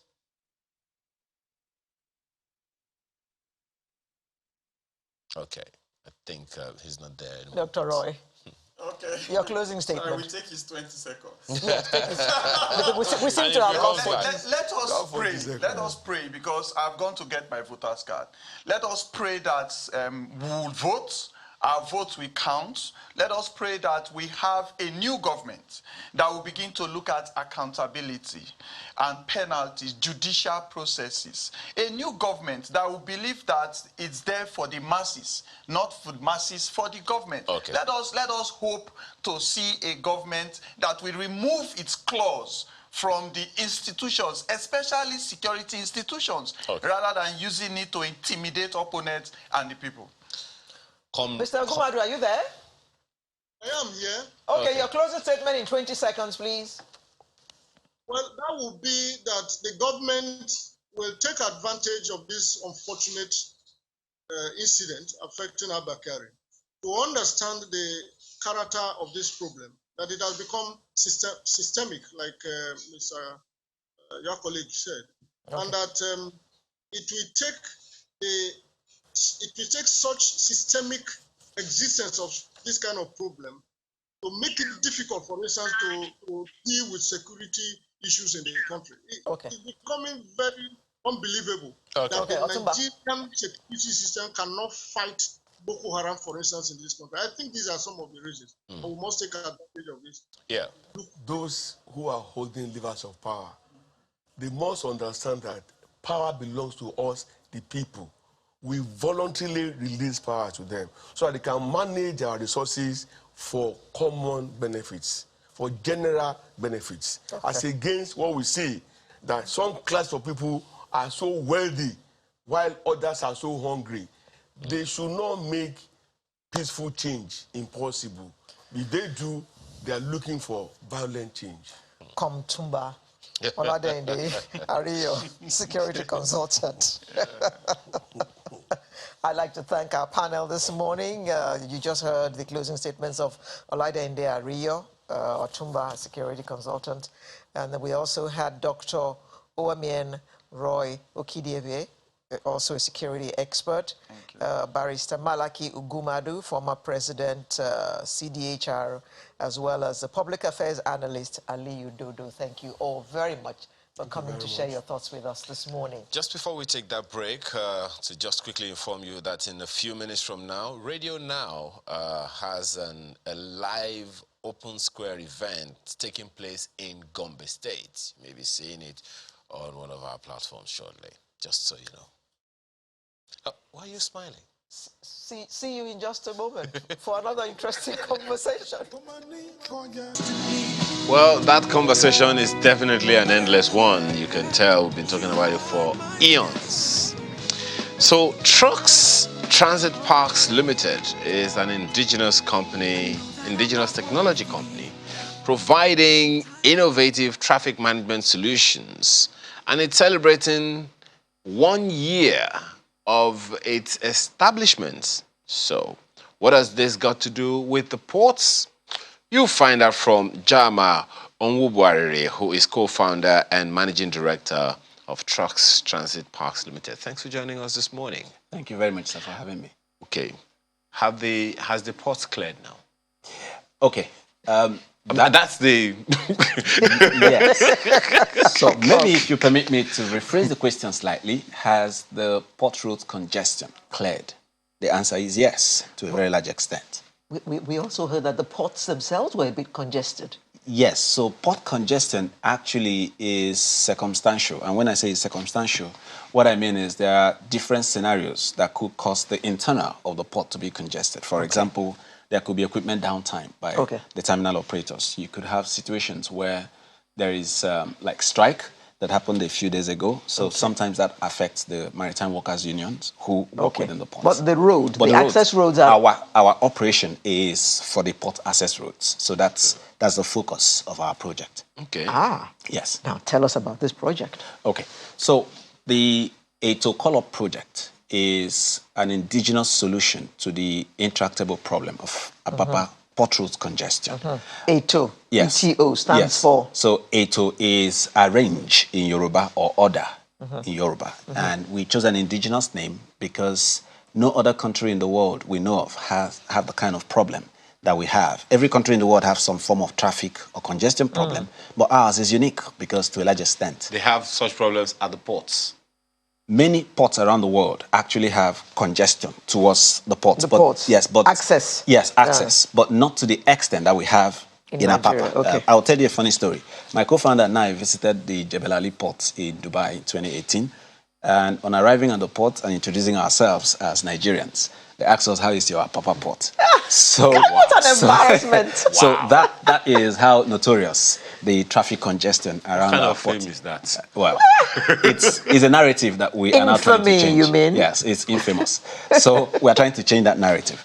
Now, the reason why we say the problem we have along the Apapa Port Road is unique is because it's 90% man-made and 10% infrastructure deficit.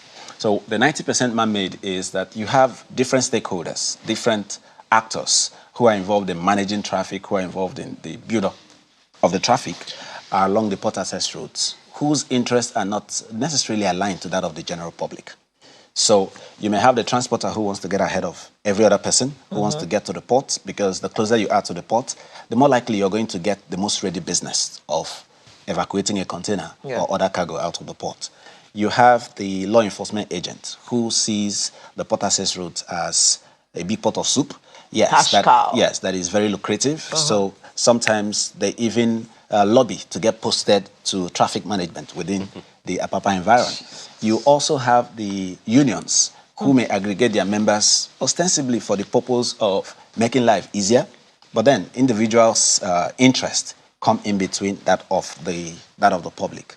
So when you combine all of this, you have a 90% cost of the congestion. And then the 10% I mentioned relates to depleted infrastructure. So as we may all be aware, the Apapa Port routes built in the early 1930s and then renovated and tried to be expanded in the 70s and 80s have not been able to catch up with our population growth. And because we are mainly import dependent, this infrastructure cannot support the amount of traffic that needs to import the materials we need for our day-to-day lives. So these are the factors that have snowballed into the traffic problem which we stepped in. Well, perhaps the question then, yes, thank you for that. Perhaps the question then would be, how do we sustain the impact of ITO currently being witnessed? Okay. Again, like I said, because there is the 90% human intervention, we've sought to reduce towards potentially eliminating the human interference. So one of the things we've done is to automate the process of booking access to go on the road, to go into the port. So what ITO does is a booking and scheduling system. So if you want to go to, let me illustrate with you going to the airport, for instance. You want to go to Abuja tomorrow. It may not be the most efficient thing for you to step up at 10 a.m., get to the airport and say, put me on the plane that is going in the next 30 minutes. So the most efficient thing is for you to book in advance, so that space can be created for you. The airline can expect you, and arrangement can be made to service you when you arrive. So that also helps in scheduling, perhaps the airline knowing how many flights they're going to do in a day because of the number of requests they get for bookings. So ATO registers all the trucks that are going into the port and the drivers who are going to drive them, the owners of these trucks, and a few more details that help us to be able to establish to a reasonable extent this truck belongs to this person. Now, you fund your wallet also on the ATO app, and when you now need to go into the port because you have a ready business, you can book one of your trucks that are already on the platform, match it to a driver that you've already registered as those who conduct your fleet, and the terminal you're going to would then notify us when they expect you to come. So on the basis of that, we release in trickles trucks that are hitting the road on their way to the port. So by putting it this way, you reduce a lot of the human involvement. And how has that been received? Because depending on who you're talking to, they're wondering what's going on here. So how is this solution perceived by the users and these human elements that you talked about? Okay, we've met a lot of opposition from members of the old order. That's to be expected. Yes, so who kicked against using the system because it sort of limits their sphere of influence, and therefore, like I said before, their pot of soup is depleted. So that opposition is there. But to the common user, the driver and the transporter who needs to go into the port from time to time, it's been very well received. And one way I can say it's been very well received is that you cannot gain access into the Apapa and Tinkan Island ports today without having to pass through this shuttling system.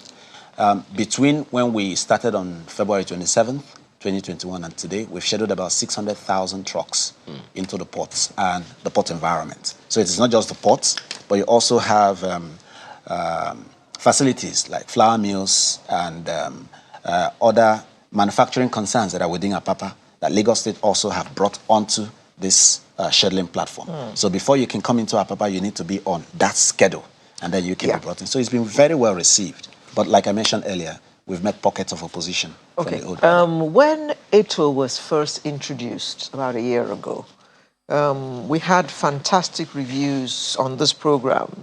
The users came here and spoke about it. And then a few months later, they were invited to come back.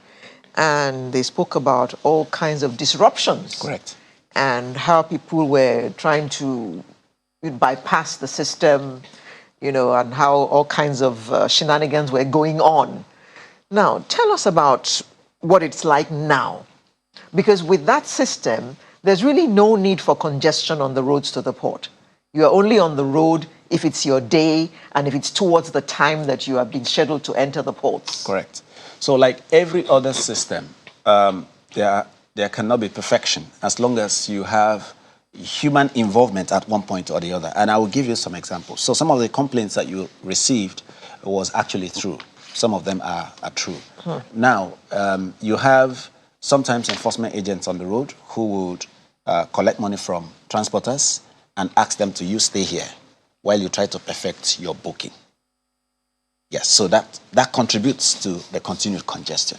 So as at this morning, in fact, as at early this morning at 1 a.m., we had a high influx of trucks that are carrying containers that are trying to gain access into the port, thereby blocking the access for those who already have their ready bookings and are being expected in the port. So we expect that the agencies responsible for ensuring free flow of movement on the road would persuade them, that's the expression we prefer to use, persuade them, encourage them to go in, or you turn back and go to your holding bay and wait. Go back to the holding bay. Correct, until you are called. Yeah. So because of this involvement of other agencies apart from ourselves as a private entity, there's a limit to what technology can do if the drivers or if the influencers are also not aligned to the same point of view. But what have we done? So we've started gathering data of these infractions, and we make this data available to the government so that consequence management can be applied. We also have a very active stakeholder engagement. So the transporters. My apologies. Yes. You talked about consequence management. Consequence management. What does that mean? So consequence management means that if you approach the port environment without a ready ticket, if your ticket is not ready for you to go into the port, we can capture that data. That is, yes, if you are not booked on ETO. If you're not booked on ETO, or if your booking is not ready to go into the ports. Because remember, you make a booking, just like the airline example we gave. Yeah. You have booked your ticket, but you haven't gotten your boarding pass. So you have no business in the departure lounge. Okay. So you can't make your way there. So if, for instance, anybody helps you make their way there, there's an infraction committed by you, and there's an infraction committed by that person. Is there any penalty for that? So the penalty is with the approval of the Nigerian Ports Authority or the Lagos State government, depending on the final destination of the truck can be mobilized. So by mobilization, it means that your ticket will be invalidated. So you will not be able to gain access into the port. So you've wasted that ticket and you've wasted the time you've spent trying to approach the port. Are you sure that will not also compound the problem? So what happens is that if your ticket is now invalidated, the LASMA has now become authorized to tow you away from the port's access road. A more lasting consequence is that the truck itself is blacklisted. So you won't be able to do business. You can't book anymore with that truck for a while. So this consequence management... That would hurt? Yes, that would hurt. So that consequence management is compelling, or will I say persuading. Yeah, because, I mean, the Nigerian, the only way you can hit him is in the pocket. Yes, if something touches his pocket, then he's going to react. It's compelling. Yes. Of course, it has to be compelling. But in spite of the often cited gains, some of which you have also mentioned, there are those who complain that traffic has not completely disappeared. Why is it because of those pushbacks that you talked about? So one is the pushback, sir, like I mentioned earlier. The other is that I mentioned the issue of infrastructure. So we still don't have the sufficient level of infrastructure, particularly roads, to take all of the traffic. It's true that the traffic has been streamlined and regulated, but if the road is not enough, the road is not enough. And it is not something you use technology to wipe away the infrastructure deficit. So if you take the Tinkan Island port, for example, the access road, My2, MTN bus stop, those areas are still under construction. And because of that, traffic diversion leading to snarling of traffic has resulted. So that affects the ease of movement of both trucks and other passenger segments.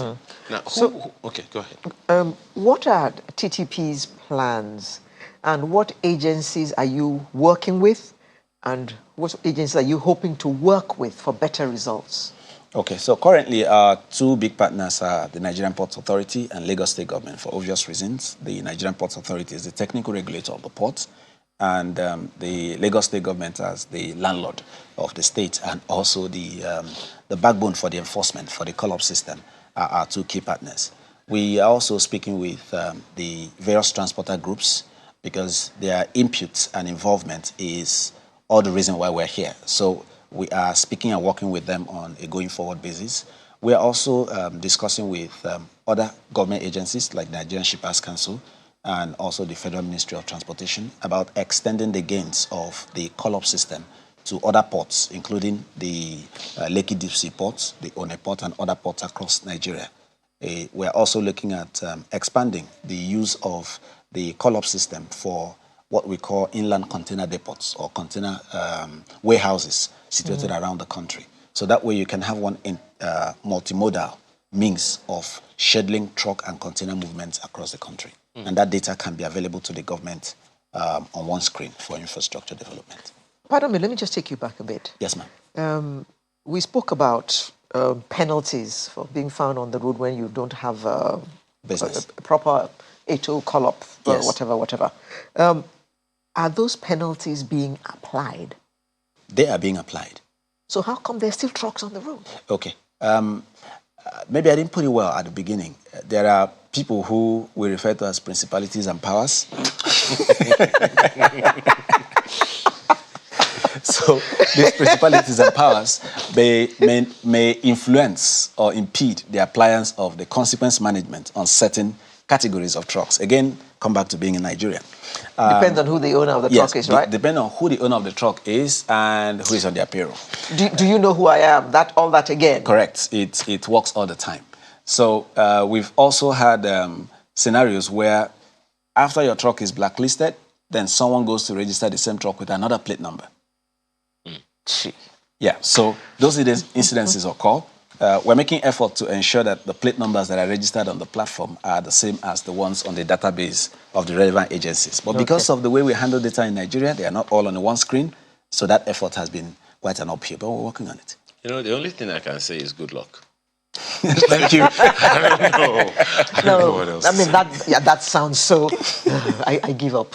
Because, I mean, you know the kind of conversations that we had about this. One of them said they had about 13 or 16 associations. Yes, and they're growing. And they're growing. And they're all principalities? Growing. Yes. Okay. Still counting. Good luck. Thank you. Jama Onwubuari is co-founder and managing director of Trucks Transit Parks Limited, TTP. Thank you so much. Looking at that picture on the screen of kidneys, it only reminds me of the ones that I buy. Suya. Yes, you were saying something. It only reminds you of the one you buy, Suya. Yes. And you go to University of Suya. I'm going to be selling my partner very soon. So anybody who's interested in buying him should please let me know. And let me know how much they're offering. But that's not to say that the issue we're talking about next is... It's not a Suya kind of topic. It's a very serious... Absolutely. It's very, very... Exactly. Let me start by saying that World Kidney Day is on Thursday next week. And you'll be surprised to know that, according to experts, 1 out of 10 people worldwide has one kidney issue or the other.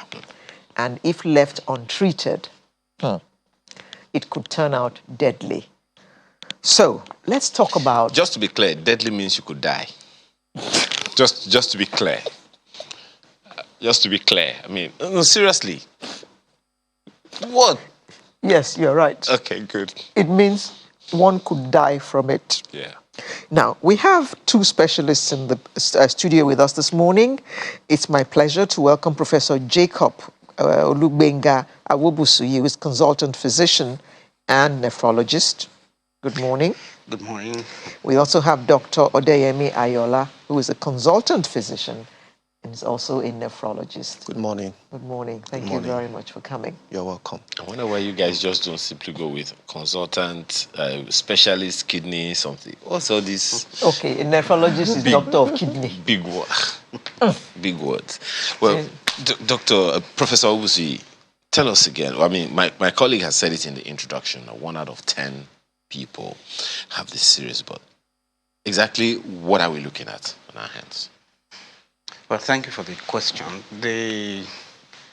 What we're in essence saying is that if you look at a global picture of how of what kidney disease is like, if you take everybody in the world, we have about 10% of the population of the world having one form of kidney disease or the other. Is that what we have in Nigeria as well? Yeah, it's about that. It's what are the stats like in Nigeria? Yeah. Well, in Nigeria, we have a number of community-based studies, and the prevalence is between, let's say, 11.4 to about 13.9% from quite a number of studies. That's huge. That's huge. It's really huge. If you look at our population, I mean, in terms of we are about 200 million or slightly more than that. And if we take a conservative number of let's say 200 million, as I said, we know that we are a little bit over that. We are talking about 20 million people in Nigeria having one form of kidney disease or the other. Okay. And it's quite enormous. Okay. Dr. Ayola, it's huge. First of all, what are the causes of kidney diseases? So, the causes of kidney disease, more especially in this environment, number one, topping the chart is hypertension, then followed closely by diabetic mellitus. There's a particular condition where the body fights against the kidney, maybe due to a prior exposure to harmful substance in the past. That condition is called chronic glomerulonephritis. Chronic glomerulonephritis. Forget, I'm not even going to try. I'm so sorry for the tongue twisting, but it's a very common cause of kidney disease. But what among is the it? young. What is it? So it's the body fights, the body sees the kidney, the native kidneys as foreign, and it starts to fight it until it kills it. Wait a minute. So basically, that is the layman. So your body knows you have a kidney? So it's very possible that your body is exposed to harmful substance in the past, maybe chemicals, infections, and those harmful substances mix the look of the kidney.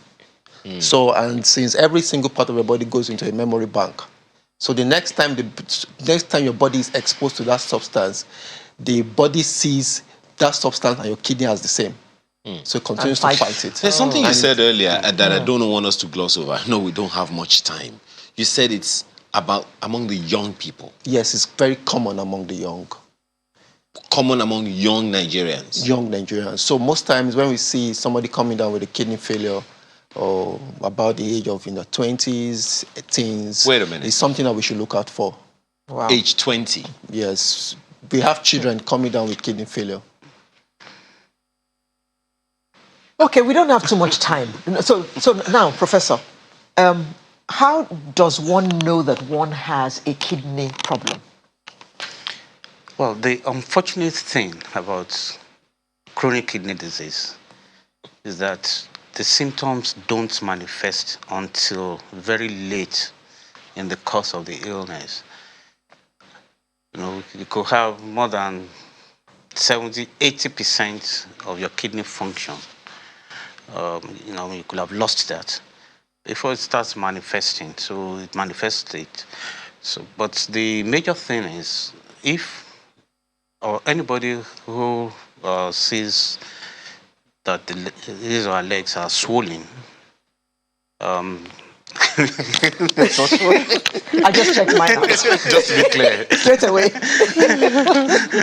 That the amount of urine that comes out is reduced, or the urine is foamy, foams when the individual urinates. So your urine is not supposed to foam at all? Well, that we can have some hair bubbles, but when it foams and stays like that for a prolonged period of time, that's abnormal. It indicates that you have protein in your urine, and that is an indication of kidney injury on its own. So the face will be swollen. The face as well? Yeah. Face, feet, foamy urine, that's 3. Yeah. Urine, the output will be reduced significantly. Okay. Blood pressure will be elevated, and the individual will feel tired most of the time because of the anemia that they generally have. So it's quite. Dr. Ayola said there, as a result of, let me ask you straight away, you said that it's a result of some things that people take. What are some of these things? So the first thing is the westernization of our diet, of our lifestyle, has greatly impacted the enormity of this disease. The only access to medications, whether the one approved or the one unapproved, in this era of social media, we have a lot of medications on the net, and we're not sure of we can be sure of the efficacy of those drugs, but we're not sure of the safety of these drugs. Bleaching products, a lot of Abba products. So it's all about safety.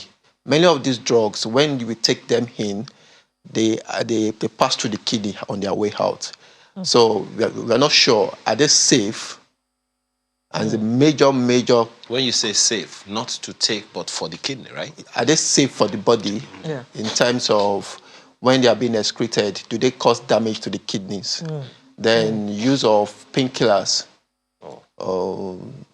Yes. So that's not to be encouraged. Use of painkillers, especially the prolonged use of non-steroid anti-inflammatory drugs too. It's a major culprit. I was actually going to ask you earlier when you were speaking with Alera in response to her question about how much does this have to do with our nutrition? And you said has to do with You mentioned food as well, and I was going to ask you what kinds of foods. Yes, so you said westernization of our plays diet. a very great role. Salt intake is very key. There's a too recommended much or too little? Too much. So you cut down on salt intake. There's a recommended salt intake on a daily basis that we should take. We have a lot of artificial condiments now, a lot of fish powder, pepper soup powder. We have a lot of them to make food sweet. But what is prolonged intake of these items, house flavor, they have been strongly linked with kidney disease. Well, Prof. Okay. Okay, go ahead. We're running out of time now, Prof. So Thursday is World Kidney Day. What's happening on that day? Yeah, on that day, all over the world, the day is being, celebrated. And the purpose of the celebration is to bring awareness to the role that our kidneys play in our health, and to also bring the point home that kidney disease is very common. As you said, 10% of the global population, about 20 million Nigerians. And,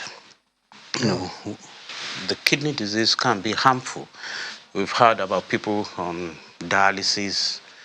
Those are those with end stage of the kidney disease. And that's pretty expensive to handle at that point. And but the major thrust is to enlighten Nigerians, to make them get that awareness that at the very early stage of kidney disease, we can do a lot to help the patient, the individual. The tests that we use to detect kidney disease are inexpensive, like urine tests to see whether there's protein or blood in the urine. Some blood tests to look at the waste products that have accumulated in the body, urea, creatinine. They're very inexpensive, and this can detect kidney disease early enough at that stage where the patient does not need to have dialysis or kidney transplantation. And we can institute measures that can actually retard the progression of that disease. And that is the point, to actually identify those with kidney disease and treat them. Okay. And that is the strong message that we want to pass across to... On that day? Yes, on that day. So where is this awareness program taking place? Well, all over Lagos and all over the country, really, because it's not limited to kidney care specialists in Lagos. It's in Abuja, Southwest, which is there, Southeast, North. The association, the Nigerian Association of Nephrology, members are actually all over Nigeria, and we're actually handling the World Kidney Day celebration in Nigeria, joining others around the world to do that. Well, good luck then on Thursday, World Kidney Day. Professor Jacob Awobusui, consultant physician and nephrologist, as well as Dr. Odeyemi Ayola, consultant physician and nephrologist. Thank you both for coming to Thank you for having us. Tell us about this and to make us aware of the... well, I'm coming to scare my partner. You should be scared. No, you shouldn't. Thank you very much. Sunrise will return in just a moment. Stay with us.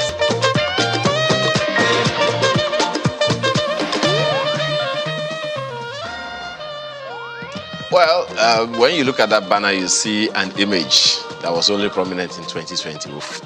Maybe we'll talk about that, I don't know. Quest Times is a response platform for young Nigerians and leaders of our society to engage. This was birthed after the NSAS protests in the year 2020. Maybe that is why. And it opened a new vista for young Nigerians to articulate their voices. Two people join us this morning to discuss this. Temi Okesanjo, thank you for joining us this morning, as well as Jude Egbas. Thank you. I'm glad to be here. What are we talking about here? So, Quest Times is like a breath of fresh air in the digital media space. Of course, you would say that. Yeah, of course, definitely. After MIP. So we started operations in January. We're just barely 3 months old. We want to give voice to young Nigerians. We sat down after the NSAS protests against police brutality of 2020, and we said there's a lot of energy, there's a lot of aggression, there's a lot of creativity in these young people who, by the way, make up more than half of Nigeria's population. And so we thought about how can we give them a platform, a voice, a media platform where they can vent, where they can articulate their grievances. So we are like a bridge between the young people and government. So that's Quest Time. But you haven't told us what Quest Time is. It's a digital media platform. So we're communicating sports, politics, entertainment. Long and short, you are a media house. A media house. Online. Yes, online media house. We'll come to this simpler. Very good. Okay, Timmy, let me ask you this. He has talked about that, but he talked about articulating their voices, not venting their voice. Now, there are those who will question, how does this work with existing platforms that they already use to vent as opposed to articulate? Do they even want to articulate? So, thank you very much. Maybe they want to vent. So Quest Times is, like he said, a digital online organization committed to the ideals of ethical journalism. So we're established on the principles to disseminate verifiable information. And of course, our target audience is the youth. like you said, the last time I checked, we're about 70% of the population. And there's a need for a platform to actually bear their grievances.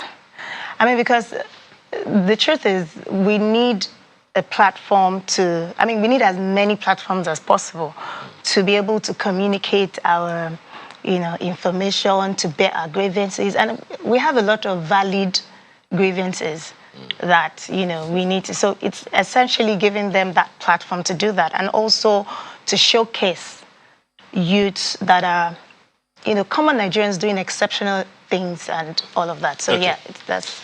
Jude, what makes Quest Time different from others like it? You know that there's a plethora. Yeah, there's a plethora. I think what stands us out is that creativity, that the fact that we are there for your voice as a young person, as a mechanic, as an engineer, as a student, whatever it is you want to come to talk about. As a footballer, that's who we are. So we are giving you that platform to say, okay, this is what you care about. This is what government is saying. You come to our platform and talk about it. So that's essentially what we're going to be doing. For instance, just to cite an example, there are young Nigerians playing very big in the tech space. A lot of young Nigerians. We have unicorns in the tech space. We have a unicorn, by the way, it's a company that is valued at over $1 billion. And so we have all of these young people playing in that space from Yaba to Abuja. So we're saying, okay, we are here for you. What is it you are doing? How do you want government to meet you? Create that meeting point where government can interface with these young, intelligent, smart people playing in the tech space. So essentially, that's what Quest is about. Are you just a texts or just videos, audio, and all of multimedia? So there's the website, there's social media, there's video, every aspect that's, our social media is quite big as well. So we have all of these platforms where we're just a multimedia, online media platform. Okay. Tell me, any kind of censorship for the material that goes on there? Any kind of what? Censorship. Okay, so because we're new, obviously we need to understand what the sector is about.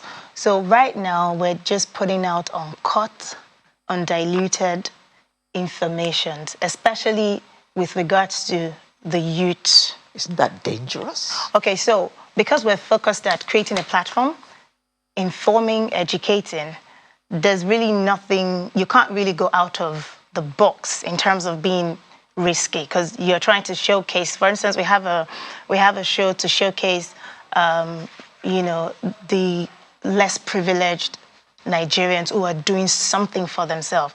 So the idea is that, you think that you're partially, what's the word now?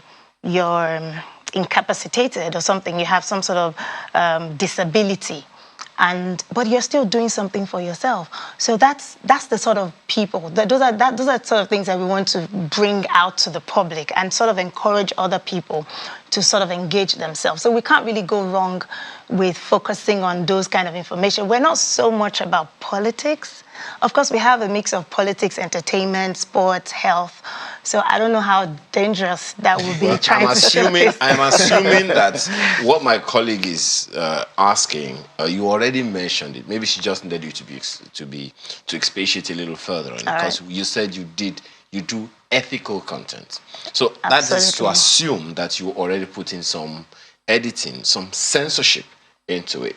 But when it comes to, okay, maybe you would understand better what I'm talking about here in terms of this censorship, because you are not very far from the long arm of Kiari is not too far away. So essentially we'll step on toes, definitely, because media does have to step on toes at some point. But we're not going to do the kind of journalism that will, like you said, it has to be edited in some way. But will the truth be told on our platform? Yes, it will. So we will make sure that what goes out is something that enriches the society. Between the young person on the platform and the government. It's a two-way thing for us. Will you be doing anything to help bridge the trust deficit between government and the people? Yes, we will. How? As a matter of fact, that's why we are quest times. We know quest is like finding out what's wrong. We are in the quest for the search, for information, in the search for truth, in the search for leadership. I know Temi says we're not into politics, but this politics season and politics are affecting a lot of young people. I didn't say we're not into politics. Okay, she said. Well, you said you're not heavy, not heavy on politics. But you will have to be because we're approaching an election. Yeah, so we'll do a bit of that too because we want to educate people on why you have to vote, why your vote counts. Thank you. And stuff like that. So that's why we're here. Plus the other things we are going to be doing in entertainment, sports, and tech. One of the conversations we had earlier, Sonjo, is that our diet has been westernized.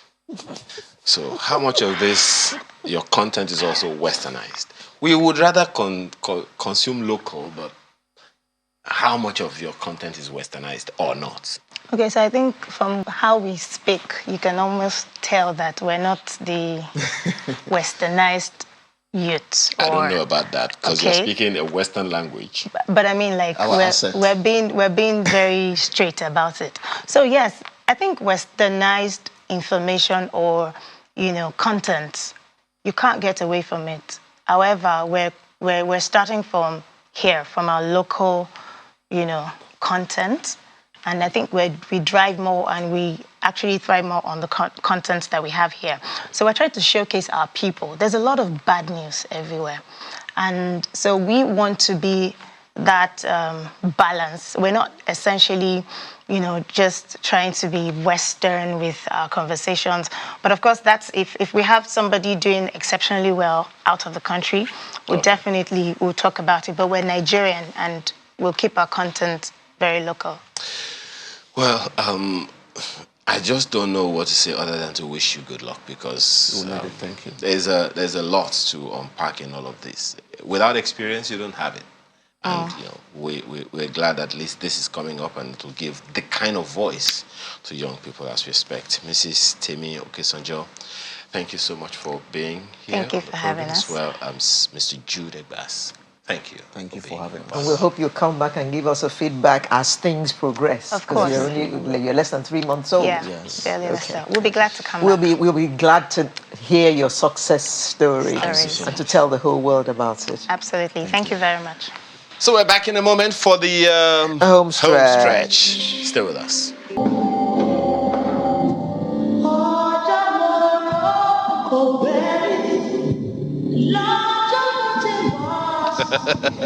Yes. Does she need any introduction, by the way? Yinka Davis, Afro jazz singer, actress, sculptor. Oh God! This girl is incorrigible. That's all I can say about her this morning. Good morning, everybody. Sunrise. Sunrise television. Because she's preparing to do some ashemashi. So she's been yelling, Emma, show me, Emma, show me. Okay. What's he showing? Good morning. What's he showing? See. You see now you have touched the mic. Okay. So. Are you sure? Well, don't just stay the way you are. They say you are gonna have to bring this girl back. What's she done? Oh, she has touched her voice. Her voice has touched her voice. Her voice have disappeared. Well, your voice is back. It have. Good morning. Good morning. They say your voice is still not there. It's not my fault. The battery died. Yinka Davis, please behave yourself for once. Please behave yourself for once. Okay, well, one thing is sure. You guys are not even looking at me, so I'm even bad. I'm so bad. I got to come back. She's bad. The guy that drove She's me bad. Said. I love Said. I want Said to come and get me again. I love him. I love him. Am I not the person of the week? What is it? Yes, you are. You are the artist of the week, Bernie. You are. In your royal bigness. Inka. Yes. Why did you have to remove it? Hey. I don't know what you've done today. Agbalejo leni. We have visitor today. Why? We have to. Can we hear her now? Can we hear Yinka now? Can we hear Yinka now? Can we hear her? Just come. Yinka is always, you are not going to get Yinka to sit down gently. Yinka. Good morning. Sit down, okay. Come. Okay. Okay, she's here. Finally, Yinka Davis. Drum roll. No, this is hand clap. Sunrise. Hi, Nigeria. I love you. She's your guest. She's a star. She's your guest. She's your a star. Yinka, how have you been? And where have you been? Hiding. Acting? Oh, acting, BTBO. I've been here. You just have not, thought it good to look for me. Hi, Nigeria. Welcome to the best year of your life. I'm the artist of the week on Sunrise Channels Television. Don't you touch that dial. It's radio. Yes, it's TV, not radio. Oh, by the way, it's not. It's a television. It's not. Yes, I know it's television. What did I say? Don't touch that dial. I said this is Channels Television. Don't you touch it. Whatever dial is it? Remote. Oh, is it remote? Oh, sorry. Remote me now. Remote to me, people. Honestly, I wore a particular heel that looked like never a dull moment. I wore a particular heel and it freaked me out, and I couldn't wear it again, so I just have to wear something close to this. So now can I dance now? No, wait, not yet. Okay. There is no drum. There's no music. Right. Now, Yinka, we all know you as a jazz singer. Right. But in reading through this, I heard that you're also a sculptor, and that was your first love. Tell us about that. 1986, left Our Lady of Apostles Secondary School. Yaba. Yes, Yaba. And we went on an expedition to the National, and I saw the National Arts Theatre, and I got lost. Sincerely. In fact, I decided not to go back to school. In fact, I went to my principal to go and report myself as, Principal, I'm sorry, I am not coming to your school again. She said, First of all, you must finish your WASC. Say, if I do small work, I bring money, you go pay for me. Say, are you serious? I say, yes now. This business is good business. I'll bring 20 naira or 30 naira. You put the rest, yeah? That was 18 naira for our WASC something at that time. I gave my principal 30 naira. I said, Madam, since you want me to finish school, put the rest, bye-bye. And that was how I finished my secondary school living certificate. My principal was Mrs. Olukoboko. Oh, Oluboboko. That's what we used to call her at school now. Ola, help me. Maybe you know it's not my fault. Now she has heard you. No, Mama Chilo. Oh, okay. Mama Chilo Bajesu. Thank God for that. She would probably have looked for you today and given you more koboko. More koboko. And then she used to carry about 5 whips, 5 faces. Man, thought I would give her that name. So it fitted her well. It's not my fault now. That one is not Cane. That one is Koboko. Koboko. And her name was Olubobokun. Beautiful woman. And she became Olukoboko. Olukoboko. Okay, so how did you now, segue into music? I remember.